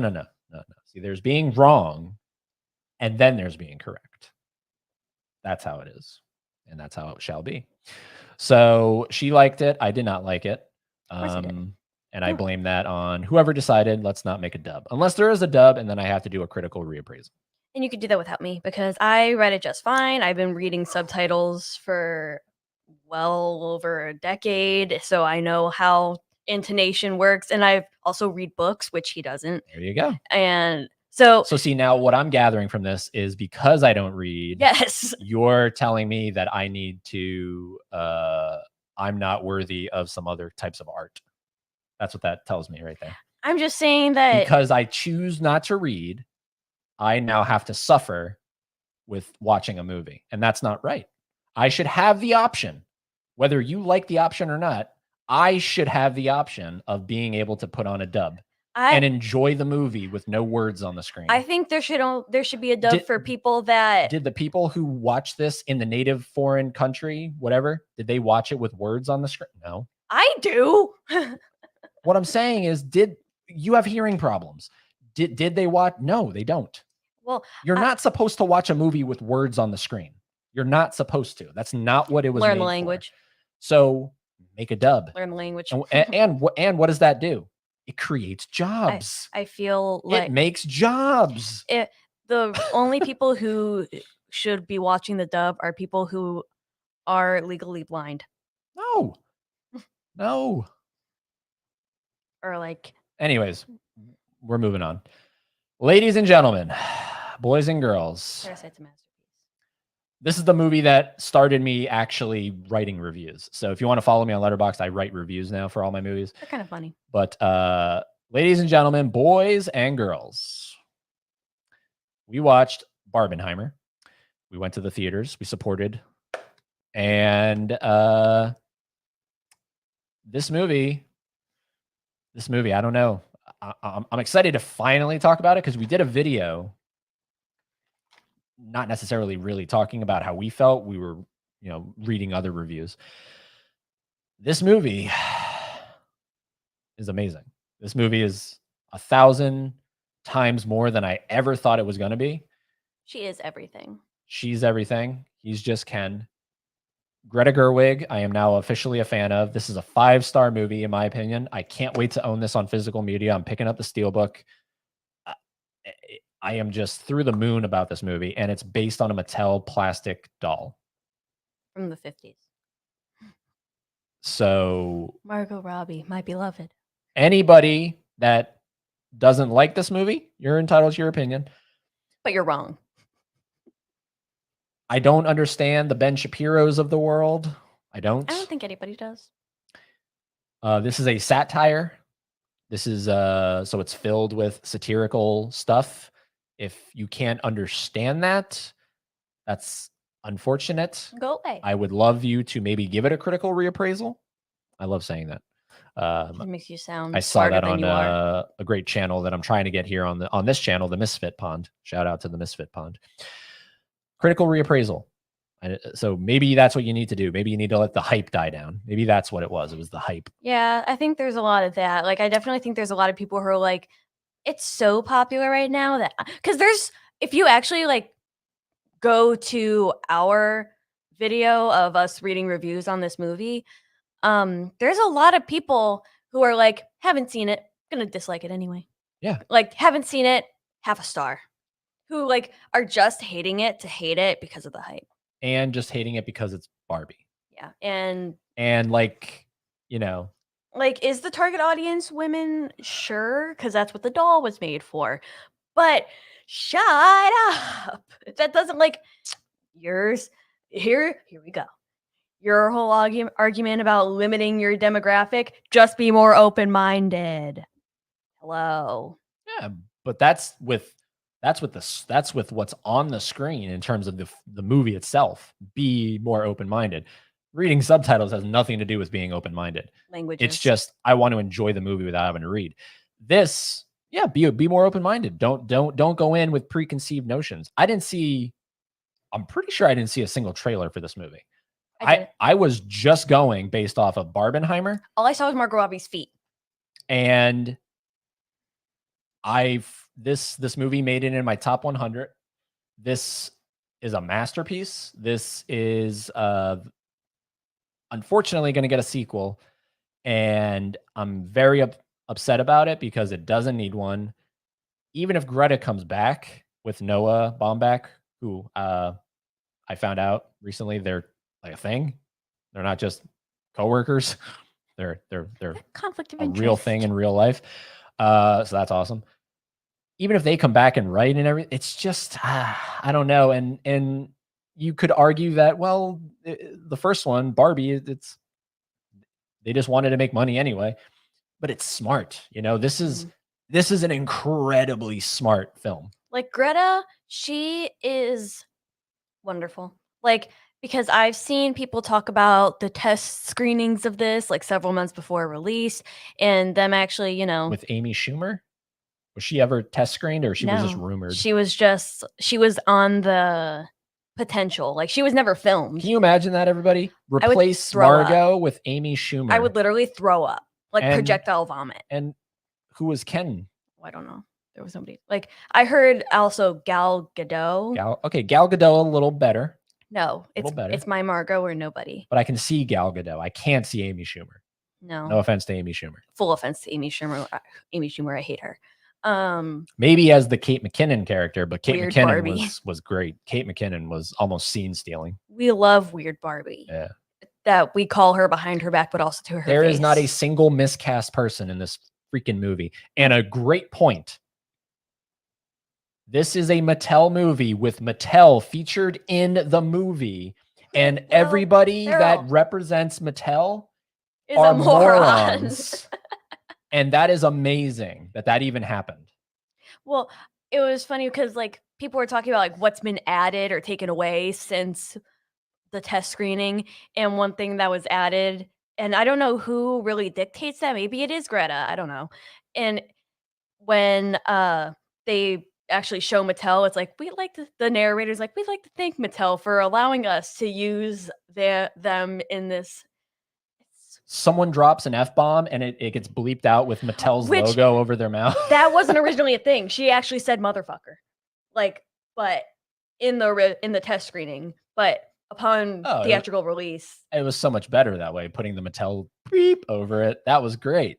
Like, and of course, I think this also is determined on what kind of an audience are you seeing it with. Is your audience, is your theater reacting the way our audience was? Our theater was laughing. Yeah. So that just gets you on board even more. If Also, you're watching this in a dead theater, are you which seeing it by yourself? I can't imagine any theaters are dead. The thing's almost at 1 billion, so I can't imagine any theater was dead unless you went to a matinee, but we did, and it was packed. So I've also never seen the theater busier. this movie, I have so much I want to say, and I just can't find the words for it that feel justifiable and giving it justice. Like, you know, it's just so much more than it could ever have been in my mind. I cried in a Barbie movie. I cried. Well, also a lot of like men are whining, and like mine in particular. I'm not calling out. I'm not gender.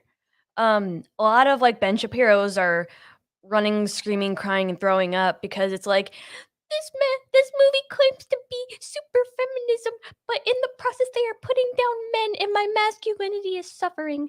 And it's just like, huh?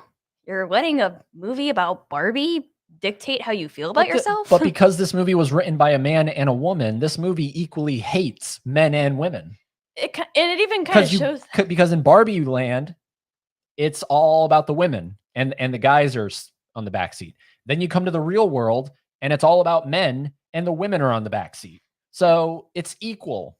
And it's just like, if we're going back to the source material, Ken was literally made for Barbie. For Barbie. Yeah.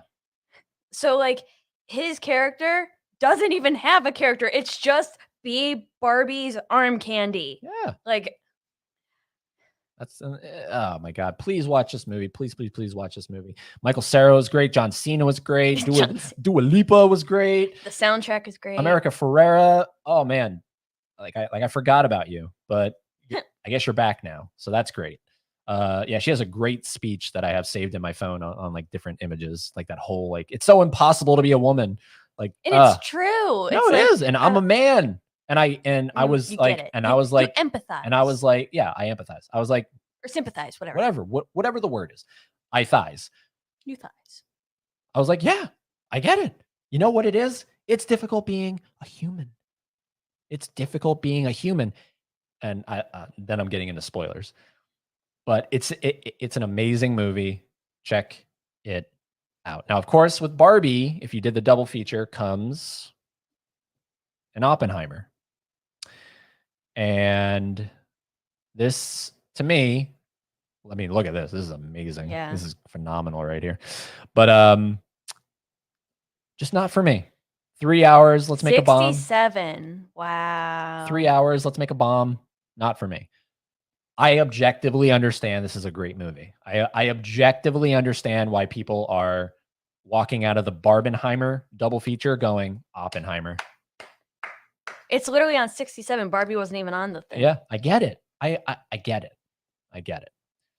One thing I will say, I don't think Oppenheimer would be nearly as good, doing nearly as good as it is if it wasn't for the Barbenheimer double feature. I think it's Christopher Nolan, though.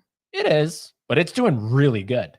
And I don't necessarily think it would be doing really good if it wasn't for the added benefit of, hey, let's do that Barbenheimer thing. Because weren't you saying like they're thinking of doing something for what's coming out later on in the year? Saw Patrol. So Paw Patrol and Saw X are releasing on the same day apparently now, and now it's Saw Patrol. And I didn't even. The thing is, I didn't even know a Paw Patrol movie was coming out. And I said, like, oh wow, that's nowhere near Barbenheimer, but okay, sure. I guess that's a thing now. Double features. It's great for theaters. It's great for the movie industry. Good. Yeah, I don't know. This was just. It's way too long. Yeah. Way too long. I won't lie. During like the midpoint of the movie, I was sort of getting a little. And we saw this in IMAX. We saw it in IMAX. We didn't go to a regular theater. We saw it. We went to our theater, which has regulars and has IMAX and the world's tallest IMAX. We didn't see it there. It was a little pricey, but we saw it in IMAX. So I think my gripe is like, I love me a good biopic. Right? I love me a good biopic. But look at this page right here. You have the huge bomb behind him. you scroll up, you have Cillian Murphy standing in the mist, the smoke of the bomb. Yeah. So for this movie, hyping up the bomb, there's very little bomb. Yeah, and I And understand. not that I, because it is based on a true story. Not that I, you know, Uh, I'm for the bomb. It's no, no, just no, no. a very, very dialogue heavy movie featuring Yeah. Florence Pugh's boobs. Florence Pugh's boobs are in this. Yes, they are. There's just I a lot. I want this movie. Like, I want to like this movie. I'm gonna buy this movie on Blu-ray because I want the Barbenheimer double feature on physical. Because I just want that. I will say though, yeah, the bomb sequence itself is a little underwhelming. The countdown's incredible. Josh Peck. Like the countdown's amazing. Yeah, Josh Peck, best performance of his career. But the actual bomb is a little underwhelming. And I don't know if it's because of a creative choice or if it's accurate like that. But it's underwhelming. And I don't know if we're alone there. Chat room, let us know. Replay audience, let us know. Was it a little underwhelming for you? And we saw it in IMAX with booming speakers and everything. And I wanted, because I kept seeing memes about if you're in the front row, you're fucked. You're screwed. I wanted that. I wanted the final do you remember that happens in The Final Destination? They're all in a movie theater and like the screen explodes. Oh, yeah. And they, Yeah. I wanted that. Well, and I didn't get that. It's like I also have no problems with dialogue heavy because, again, going back to Mary and Max, it's just, I guess, how it's done. I have no problem with dialogue heavy. I have no problem with movies being bleak. I have no problems with biopics.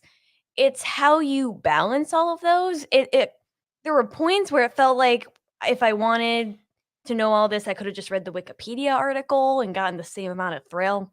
Mhm. Cillian Murphy was great. Mhm. I saw a meme where it was like one of the rare instances where the biopic actor is less attractive than the real person. I thought that was funny. Yeah, I don't know. It just maybe if I did more research beforehand, because I also really like am fascinated with World War II movies. But there was like times where I was just like, again, you're just being dropped into something, and I'm like, hold on a minute. Where am I? What year is it? Why am I in black and white sometimes and other times that I'm not? Where are we? I felt a little disconnected in that instance. So if you're going to go see this, maybe do a little research, just a little bit, Mhm. and so that you don't feel as so out of body as I was. Yeah. In retrospect, we should have done Oppenheimer first and ended with Barbie, Like I said. but it's called Barbenheimer. That's why we did Barbie first. Like I saw something again where it was like Margot Robbie said the order in which you should view them is Barbie, Oppenheimer, then Barbie. to feel better. Another thing, I'm sure like they have to be out there, but I have yet to come across someone that is they walk away from the double feature and they are like creaming their pants over both movies. I have only seen either you're a fan of one and you're not a fan of the other, or you're lukewarm on both, or you just don't care about either one.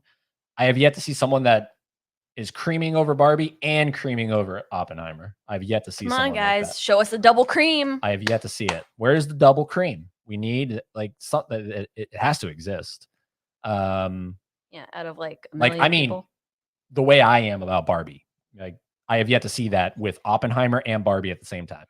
Yeah, not like 2 4-star reviews. We're talking about 2 5 2 5 stars. You're calling both of them a masterpiece, and they're both in your Yeah. top 100. Yeah. That's I've yet to see that, so that's funny. The best scene in this movie is between Killian and Gary Oldman as the president. That's the best scene, in my opinion, where he's talking about, I feel responsible for this. And then Gary Oldman says, they don't care who made it. They care who dropped it. My favorite was character amazing. was Einstein because it's like, Oh, because he looked like him too. yeah. Well, it was Who funny. is he? Like, I got to find this guy. Well, it was funny because, you have this really prolific figure in all of the history of the world, and he's just kind of dropped in like a cameo in a Marvel movie. Like, Who is he? Where Doesn't exist. where is he?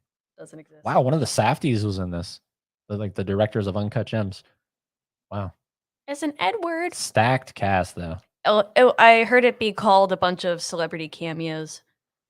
Who played Dutch student. Einstein? Maybe I could find it quicker than you could do that. Einstein. No, like the actor. Stupid. Actor. There we go. Tom Conti? Up there. Wow, how did I miss that? Tom Conti. Yeah. Wow. He does not look like him there. He also starred in one of the greatest movies of all time. Paddington 2. Paddington 2. Well, look at him. He doesn't look like him there. No. So he must have had some makeup on. But isn't that's funny? Yeah. That's funny. And He's if in you Dark Knight Rises. And if you've seen the other movies that we've talked about, you'll know why that's funny. Yeah. So Oppenheimer. I'm just a fan of Christopher Nolan's earlier stuff, I've determined. So I need to see Following. I need to see Memento. All that stuff. All that jazz. So that was Oppenheimer. And then we were like, you know what? Let's continue on with watching movies at the theater. Let's check out, because I did want to see this. I wanted to see Pixar's latest. Because it was like doing terrible. And then all of a sudden it was like, and I was like, whoa. Yeah. So this is Elemental, directed by Peter Sohn. He directed The Good Dinosaur, which I'm a fan of. And I love the premise of this, fire and water and all that stuff. However, it beats you over the head with the fire and the water shit. You know what I mean? Like it's not subtle at all. I saw somebody say that this was as if somebody put like racism and familial expectations into like an AI generator, asked it to write you a movie script, and out popped this. I 100% agree that after watching this and walking out, I was like, something about that felt artificial. Yeah. Something about that felt like a human didn't really do that. And I can't put my finger on it. One thing though, and it's in my review, the guy who voices Wade sounds like freaking Seth Rogen, the chick that voices Fire. What's her name? Ember. Sounds like Scarlett Johansson. And yet neither of them are. But the guy who voices Wade is this guy. Cool. Okay, cool. Thank you. I was like, wow, dude. Like you sound like Seth Rogen. I don't know if you're doing that on purpose, but there it is. So anyways, the best part of this movie, the Love song, the Lauv song, it plays in the movie and then it's the song afterwards. It's a good song. I've been jamming to it in my car ever since. Just like this is Pixar. I would understand if you told me like DreamWorks. I don't know. This is bottom tier Pixar for sure. Like, we need to make like a tier list. Yeah, for sure. Yeah, Pixar. Expect that. Maybe a live stream or something on Pixar. Like have like the essay, but it's just so soulless.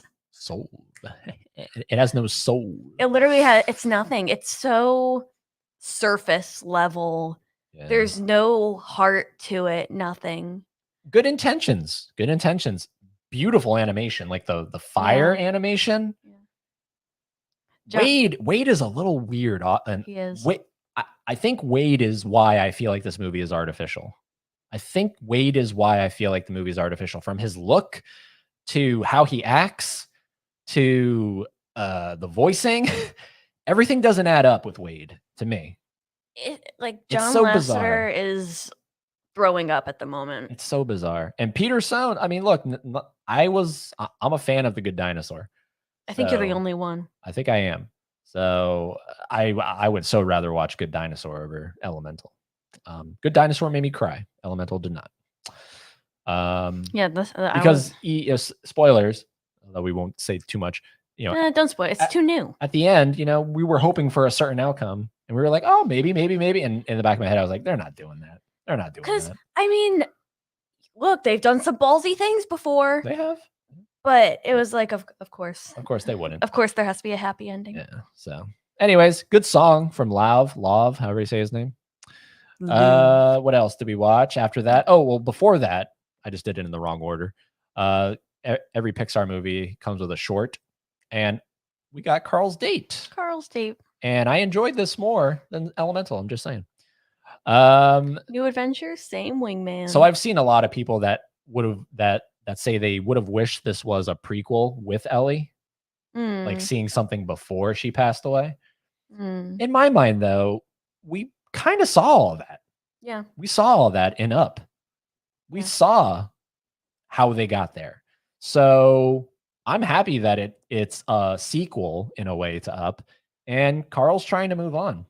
Not necessarily move on, but He's like moving on. Well, he not moving on from Ellie because he's like, you'll always be my girl. That's the last thing he says is, "You'll always be my girl." Ellie. But it's like he just doesn't want to spend the rest of his days alone with a fucking dog that talks to him.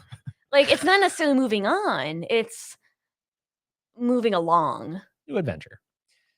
And this was like very bittersweet for me because my grandfather is a widower, and he's not as old as Ed Asner was, but it's like this is Ed Asner's last, or it's one of them, Carl. I think, with Carl, yes. Yeah. But I look at him and I'm like, I don't want you to, but it's probably what's best for you. Yeah. Get a dog.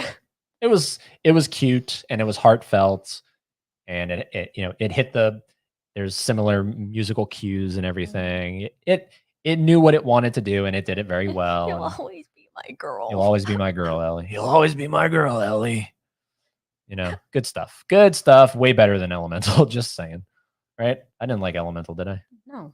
I just want to make sure, because I was gonna unlike it. All right. So Carl's Date. Why would you do? Great little. Why would I what? You could have just hit the back arrow. Forget it. Whatever. So this one we started together, and then because you've seen it before. I have. But then I ended up finishing it on my own because I was just like, I want to get this thing over with. This is an Arrow video. It's in the Arrow collection. And this thing was chosen as it was preserved by the modern MoMA, the Museum of Modern Art in New York City. MoMA. This ended up in a Museum of Modern Art. And the director himself, Frank Henenlotter, is quoted as saying, I even asked them, did you watch the movie, really? And they said, yes, they assured me they did. He doesn't even understand how this movie made it into MoMA. Into the MoMA. What in God's name is this movie? How does it have 154 fans? I don't get it. I warned him. Let it be known that I warned him. How did it spawn a sequel? Not a sequel. It spawned a trilogy. There's 3 of these things. Let it be known. Like, you were so fascinated by the fact that I was like, this is not cinema. Of course I'm fascinated by that. Yeah, of course. Yeah. So I was like, once you see it, you won't be able to unsee it. Oh, I've unsaw it. Seen it. I've unsewn it. But I can't forget it. It's unforgettable for sure. It's just dumb. It's just ultimately dumb, and it makes me go, yeah. It was written by aliens. This kind of makes me go, yeah. This is why I'm really not a super big fan of Arrow. Yeah. They make some weird choices for putting movies in. Like, the dialogue is just so Tommy Wiseau. No. I saw so many people compare this to The Room. I'm like, get that shit out of here. But like, this is not The Room. No, the way that it's written, though, the very disjointed. Oh yeah, sure. Like some of the scenes, how they're cut, they feel very that's not how a human talks. Like the very beginning, where he takes the basket of the thing and takes it to the hotel, and he's walking up the stairs, and the woman's there, and she's like, yeah, like somebody an old woman lived here, and she was like courting something, and then she died. And then she leaves. Yeah. Yep. Like, it's funny to watch with somebody. I'll say that. Yeah. Moving on. I don't like to talk about this. This is upsetting. It makes me depressed. Okay, here we go. Hot take. Coming in with the hot take. Here we go. So this is another Criterion. This is a hugely acclaimed. It's considered one of the greatest movies of all time, one of the greatest horror movies of all time, even though it's not a horror movie, people. 92. So this is one of your favorite movies of all It's time. one of my favorite movies of all time. And you might see something right next to the reviewed that's missing. To me, this is remarkably average, and it's a few notches above what I would expect to see on Lifetime or Hallmark, one of those places that show movies based on crime. There's nothing about this movie besides Anthony Hopkins. He's great. Jodie Foster's accent is incredibly annoying to me. What? Yeah, her real Southern accent. It's not Southern. It's like It's Southern, all right. She is Southern as hell in this movie.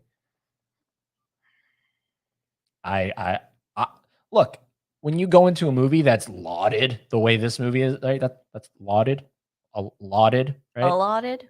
Whatever, lauded, something like that. And then I'm like, wow, really? Really? And then I look at what was in competition that year at the Oscars, and I'm like, okay, yeah, I guess it was a slow year.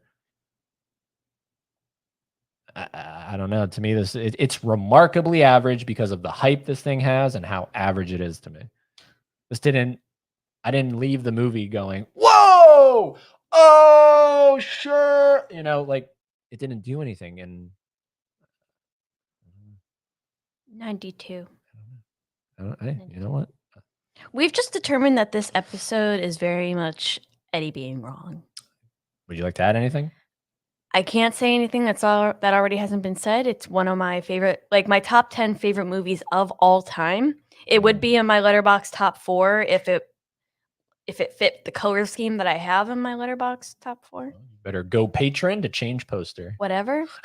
I love this movie. I've seen it so many times. I've broken a lot of Silence of the Lambs virginities. I've watched this like a lot of first time watches with a lot of people, you included. It's great. It's everything. I can't say anything that hasn't. Does this make you feel better? I would like to go on and see Hannibal from Ridley Scott. No. Because what if I like that movie? Why? I don't know. The fact that it's Ridley Scott and I don't know.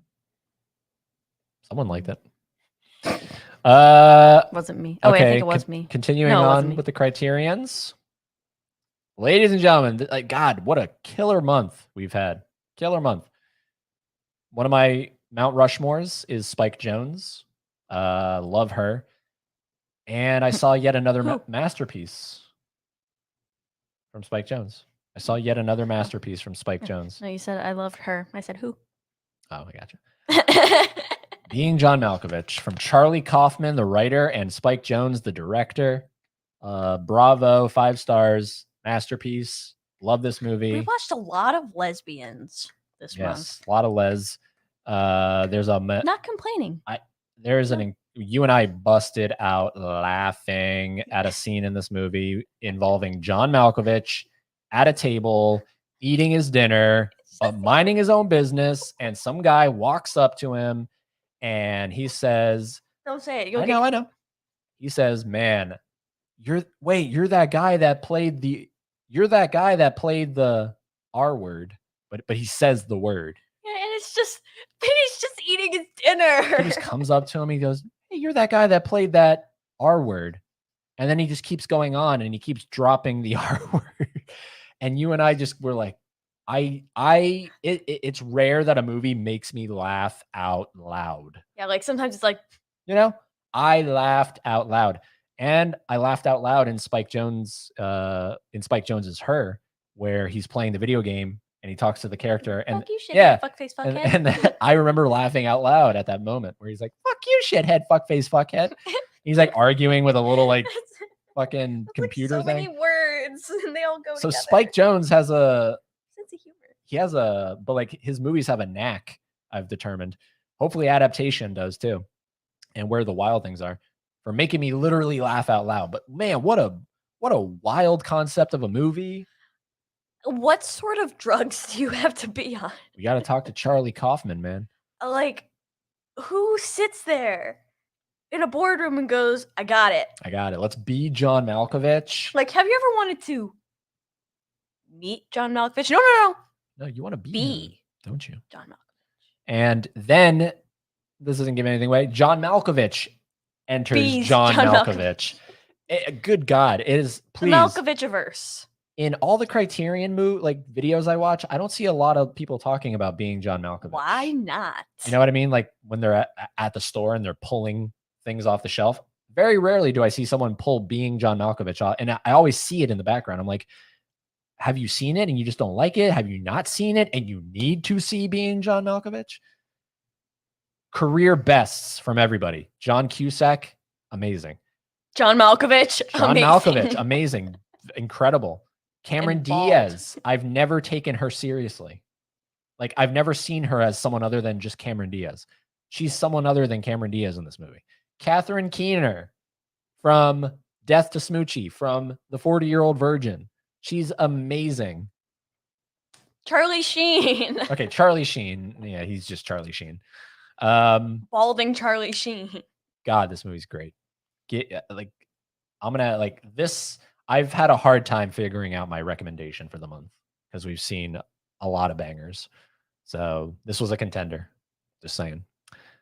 Oh boy. Oh boy. Oh boy. Good God. Female trouble. Who wants to die for art? I do. Look, nice girls don't wear cha-cha heels. This movie is so quotable. Like, there are a few movies that I would know, like, just having quote after quote after quote. Like, literally, if you look at the reviews on this, it's so funny. It's so fun. Like, John Waters is so trashy and skanky and dirty, but funny. This movie was funny. You know, raunchy. I like it. I like it because it opens with a banging song. It does, yeah. But God, is 75, if not more percent of this movie just literally shouting from Divine. And it has very, very slim rewatchability for that exact reason. Pink Flamingos, same thing. So I'm looking forward to getting this early stuff out of the way of John Waters and then getting into his later things, Crybaby, Hairspray, Pecker. Funny enough, I like this one more than Pink Flamingos. Me too. Yeah, me too. This one, it gives Divine a story. A little more. Yeah, a little more. Because in Pink Flamingos, she, what is it? Divine is referred to as she, but if you're saying the character Divine is she. Okay.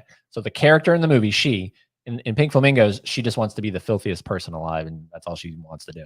Yeah. This one is a little more okay, this is just it shows the life and times of Dawn Davenport, and good God, there's a moment where cock and ball balls are on screen, and you're like, oh my God, look, it's just cock and balls.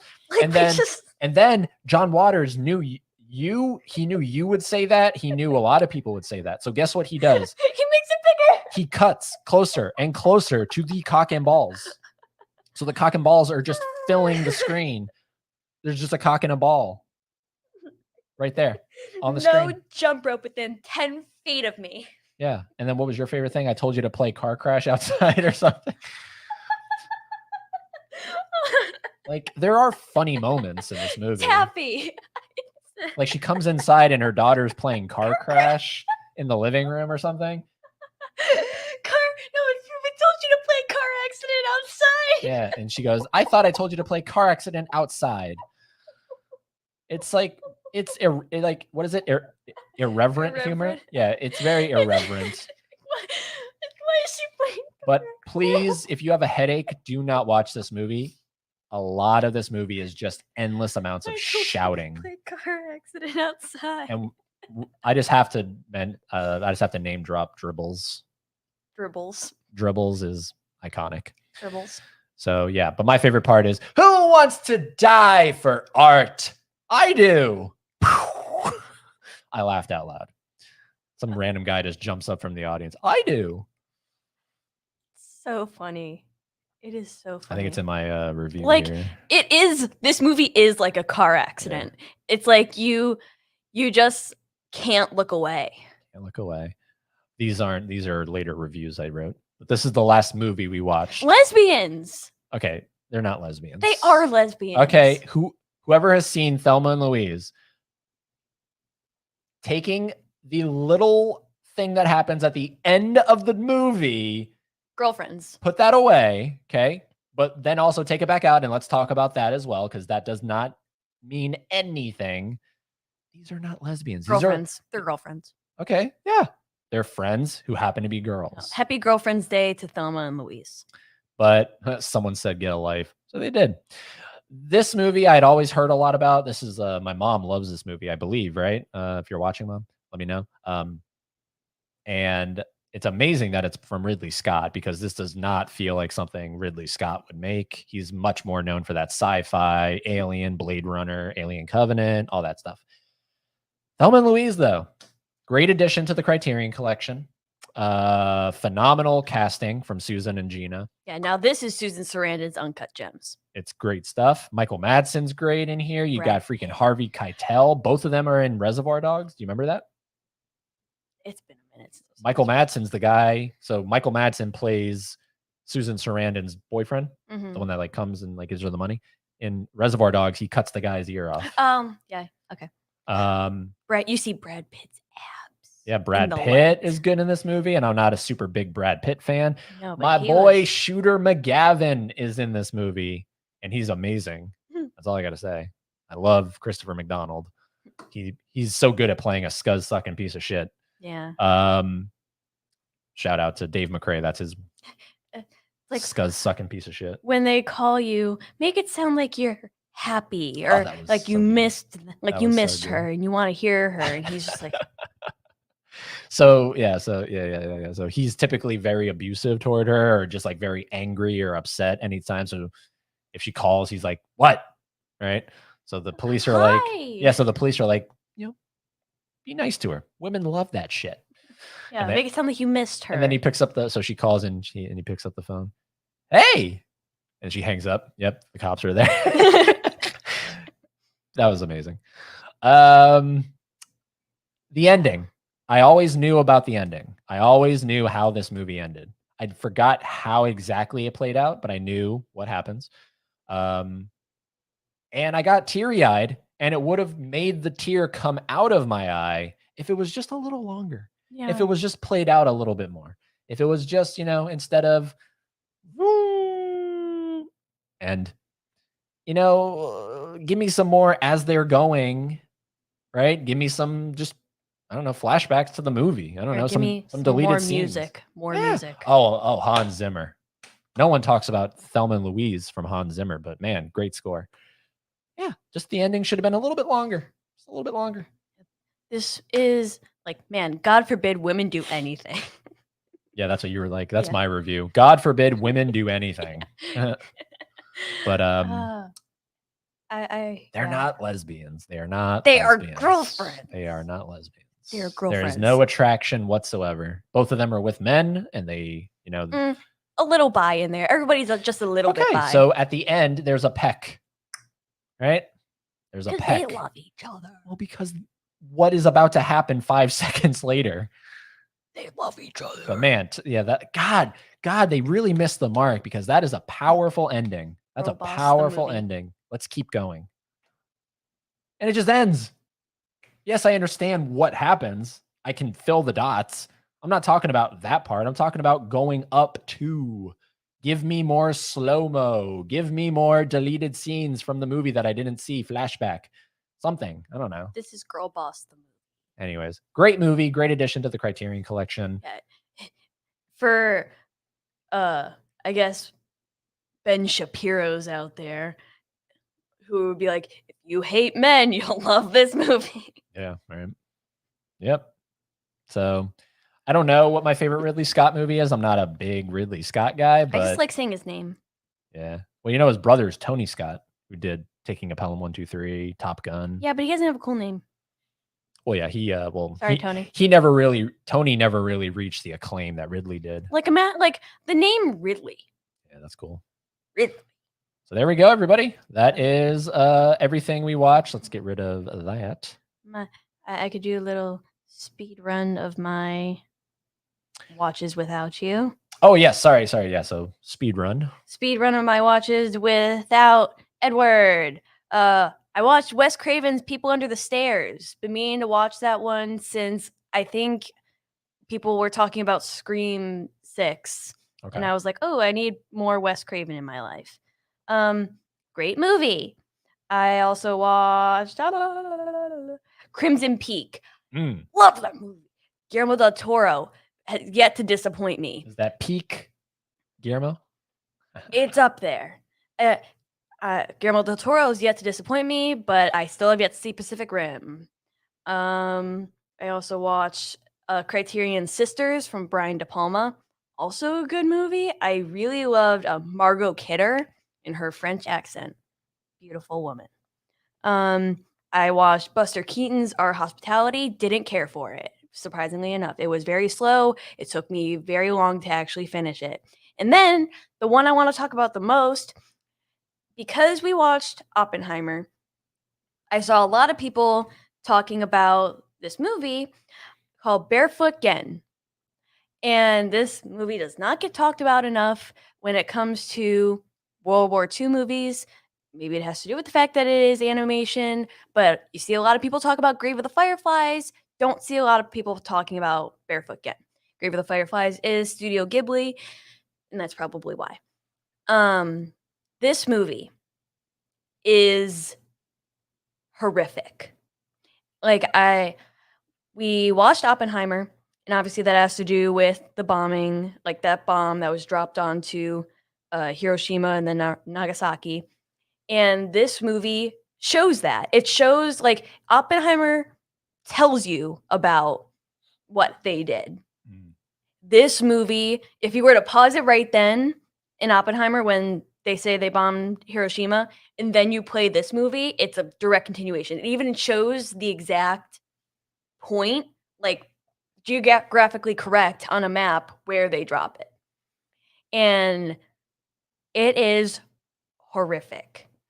Like, there were parts of this movie where I felt sick to my stomach, and you were like, over a cartoon? Yes, over a cartoon that's loosely based on the creator of the manga. I think is the same person. I don't know. But the person who created Barefoot Gen, this is based on a manga, his actual real life experience in Hiroshima. And obviously fictionalized for the sake of media, but he has a firsthand account. And God, man, it does not shy away from being true to life, to being accurate. Like, the drawings themselves, like the topic, I mean, it's terrible. If you're having a bad day already and you watch this, good Lord. It's just terrible. And then it spawned like a sequel which deals with Nagasaki? no. It deals with the aftermath. So sort of like where Grave of the Fireflies took place, like dealing with the after effects of the war and trying to move on and dealing with the sickness. But it's so sad. It is so unbelievably sad, and I'm so upset because I found out about this because people on Twitter were talking about it while in discussion with Oppenheimer in this one scene, which is the header of the page. If nothing else, just see that. It's almost a 5-minute long segment of the initial impact of the bomb. And it's, man, like, Yeah, you showed me that part. I did. Yeah. It's pretty wild. Yeah, it's It is, crazy. but it does have the anime flair to it. You know, Yeah, I would love to see it live action somehow. You know, yeah, still and to this day. they do have a live action though. Oh, still to this day, the best nuclear anything that's ever been put on screen, still Terminator 2. Yeah. Watching Sarah Connor hold that thing and the bomb Yeah. goes off and her skin starts melting and then she like explodes. It's so sad. But this movie is so unbelievably sad. And it's like, yes, that is sad, but it's like this is like it made me upset because yes, it is very fictionalized anime, but it's like this isn't very far from what actually did happen. Like people like the blasts were like over 4,000 degrees and like oh man. Yep. I Wild, just man. I just wanted to Go America. oh, man. Anything else? No. No? No. Alrighty. We're gonna clear up these comments and then we're gonna skedaddle. We got to get some dinner in us. Rushmore is sometimes my number one. Wes, love that one too. Rushmore, yeah. I think it's good. I think it's good. It's not. It's currently sits below Life Aquatic though. Holland says my least favorite is the Royal Tenenbaums. Well, yeah, I've heard not too favorable things. I still have to watch The French Dispatch too. Watching The Wailing with subtitles was rough. It's like 3 hours long. It's an excellent movie. Yeah, isn't that Korean? Also, is that? I think that's also South Korean. Horror and More agreed on the subtitles part on foreign films. I have no problem reading them for English speaking movies though. Well, see, because you understand the language, right? So you're almost kind of skimming them. You're just kind of. So. Hard copy says watching The Wailing with subtitles is punishable by death in some countries. Simple solution: learn the language. Oh Jesus! Hello. Hello. Oh my God, that's like a very old friend of mine. Oh, hello. Hi. Welcome. Is it Jesus? Jesus. Okay. Oh my God, hello. Very good. Very ambiguous. Watching foreign films with an English dub doesn't sound right to me. Well, whatever, rock music. You're just always siding with her. That's what I'm saying, because it's like you just don't get the in the moment performance of the actors. Like it's an art of itself, it's voice acting, but it's like the people in the moment expressing their words. Like you're almost halving their act. Oh, watching The Wailing with dubbing is punishable. Every other country watches everything dubbed. Hey, I like this friend of yours. Hey. Well, is that true? Is that true? I don't know. Oh, Holland, I enjoy that one a bit. Okay, talking to what do we got? Damn, finally Eddie is writing reviews. Yes. Yeah, they're funny. Barbie was the start of that. I like what I like subtitles because sometimes I can't hear what they say. Yeah, that's helpful. Yeah. I can't hear without my subtitles. Ed can write but not read. This is true. Loving the written reviews and ratings. You're finally using Letterboxd correctly. I have yet to do anything. Got to get her on board. Who's Ben Shapiro? Oh, keep it that way. Yeah, I mean, or look him up. He is entertaining. I'll give him that. He's funny to laugh at. Yeah. Like in the same way that like Alex Jones is. Rating a movie without seeing it are the same people who write reviews on Amazon. I received it, but haven't opened the package yet. It's like, good. You did the bare minimum. I need subtitles for movies now. My hearing is shot. That's very fair. Barbie should be a standalone. It ended well. It did. It ended kind of conclusively. How do we feel about the Mattelverse? Yeah, the Mattelverse. Yeah. Whatever. I had no expectations for Barbie, so hey, you know what? I guess anything can happen. It depends on who they get. Would have been horrible with Amy Schumer. Ryan Gosling was the best. Yeah, Ryan Gosling's great. He is good. He's like both of them, Margot and Ryan, are almost too good for that. Like, I'm so happy I live at a time like the Earth is 4 billion years old, and I live in the same time period as Margot Robbie and Ryan Gosling. Yeah, that's pretty cool. They loved it. Good. It was perfect in my IMAX.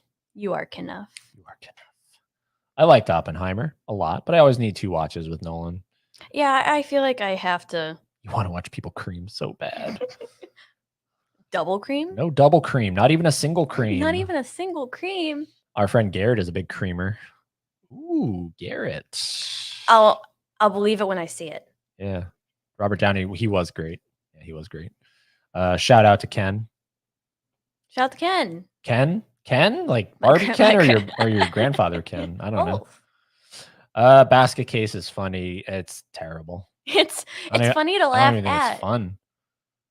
I liked Basket Case. I like weird movies. Well, you're weird, Laren. Makes sense. 80s cheese at its finest. Some fine cheddar right here. So I assume you've seen it, Nadia. If you like Basket Case, I don't. Watch Brain Damage, Laren. I've definitely heard things about that movie as well. Basket Case is overrated. Is it? Is it? I don't know. I don't think it I is own the, rated. slip. Thank you. I almost fell asleep to Silence of the Lambs. Tomato. Lambs isn't horror. Good crime thriller though. That's what I say. It's a crime. Like Criterion lists it as horror. I don't think so. I need to rewatch. Did you? That was my stomach. Thank you very much. I thought she farted. The Silence of the Lambs is so good. The last 15 minutes is my favorite. What happens in the? I don't even know what happens in the last 15 minutes. It's when like the night vision. Okay. Fun it's fact. just so good. It's again Jodie Foster, girl boss. With annoying Southern accent. This 5'1" little cop in training goes and tackles on a prolific serial killer. Yeah, it's great for how like a forward pushing it was, like ahead of its time, I guess you could say, in the 90s. Fun fact, my Barnes & Noble now has hundreds of arrows in stock. They're crazy. It rubs the lotion on its skin unless it gets It rubs the lotion on its skin. Ooh, Talladega Nights has the best Southern accents. Unless it gets the hose again. Yep. No, don't tell me Will Ferrell has a Southern accent. Malkovich. Finally, you watched Being John Malkovich. My favorite was Malkovich on the piano. Oh, do you like it? Oh, I loved it. I loved Being John Malkovich. Damn, 7.5 floor. My favorite was the training video. Like, I bet you're wondering. Yeah, it's low overhead. Get it? That's funny. It's stupid. It's so stupid. It's funny. I talked about Being John Malkovich in maybe my first or second video ever. A favorite for sure. The puppetry alone. I mean, damn. Yeah. How plays with dolls. Thelma and Louise. They are not lesbians.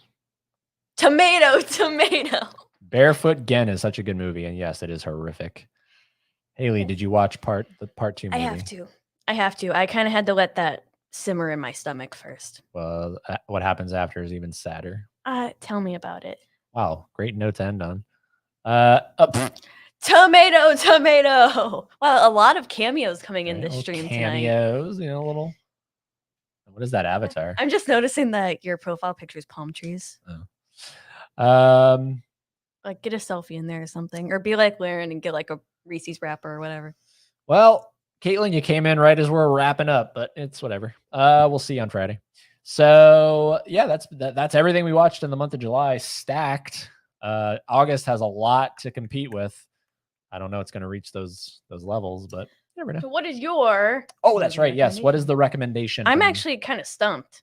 For me? Yeah, because I know you kind of alluded to it, but you have two very. For me, I do have the two. I think it's everyone's Being John Malkovich and Barbie. Which one is Eddie picking? I'm going Barbie. I am going Barbie. That movie. Come on, Barbie. Just from the expectations. I had high expectations with Being John Malkovich. I had nothing with Barbie. So my recommendation for the month, Barbie. Check it out. I'm going to throw you a curveball. Oh, okay. I'm going to throw you a curveball. Basket Case. Oh, God. Well, technically, I didn't watch that this month. Technically. I only watched like the first 15 minutes. I was initially going to say Barefoot Gen. And I will say that as an honorable mention, only because of how important it is. But my recommendation is actually going to be Mary and Max. I think it's shut out up. Of everything we watched, hear me out. Mary and Max. Hear me out. Yes, out of everything we watched, only because like everybody's heard about Barbie. Everybody's heard about Barbie. The Criterion Collection has the Malkovich. what else? What do like everybody has people talk like everything Everyone's has seen Silence. yeah, everybody's seen Silence of the Lambs. Some people fell asleep. Some people fell asleep. Like we've talked like even Clue, like if Clue. you're a fan of Tim Curry, you've heard about Clue. I wasn't until we spoke to Dell that I heard about Mary and Max. And yes, it is in the Letterboxd top 250, but even so, really who's talking about it? It's not really and it's not in any sort of criterion or what have you. And I just think it's such an important movie that's being swept under the rug. Like, yeah, swept. Like, it's sort of being like Felix, like, yoink, put away. Like, I mean, just how it deals with growing up. And that's a slice of life thing, believe it or not. Wow. Like, growing up and not being too popular or like having many friends, not growing up in the best conditions, like dealing with childhood trauma. And then you have the opposite side with like dealing with autism in adults and, just finding friendship in the wackiest places. And it's just so important and that it deserves more acclaim than it gives. And I hope to see it in the Criterion. So there you go. That's your next double feature, everybody. Barbie and Mary and Max. What do we got here? Laren, this was so fun. Thank you, FOS. Have a great night. P.S. I'd kiss you if you were about to do that, Ed. About to do what? What was I about to do? Laren, I need context. Adios, muchachos. Good stream. Muchachos. Thanks. Likewise. We're waiting for Laren, and then we're going to get out of here. I need context on that. Yeah. Great stream. Hey, Kat, what did you watch this month? Did you watch Barbie? Come on, Laren. I know you're still here. Come on. Or, I mean... My stomach's growling. I would like some food. Tummy. Hungry. Referring to the end of Thelma and Louise. Yeah, if you guys were in a crime duo. Okay. Yeah. Well, who's Thelma? Who's Louise? You definitely give off more Thelma. Is that Susan or Gina? Gina. Okay, I like Gina. That means I have sex with Brad Pitt. I'm good. Yeah, he's good. I'm good. Yeah. I definitely think Laren would shoot a guy for you. Yeah. Yep. Okay, everybody. That's it. Thank you for being here. And if you're watching the replay, thanks for watching the replay and getting to the end. We'll be back, of course, with some videos, some streams, and all that good stuff in between. We have so many packages that he has yet to open. It's driving me bonkers. Yeah. So look forward to that. Is there anything coming up that I can... I'm scheduling, just doing all the schedules and everything. So stay tuned for all that. Make sure you have the dinner bell turned on so you know when the FOS kitchen is cooking. And we'll be back soon. But there's one thing you have to do. What? Oh, no, I was just leaning. Oh, okay. There's one thing you have to do, and that is... Wait for it. Wait. Oh God, I forgot. Wait. Hold on. No, I lost it. Keep being fans of Someday.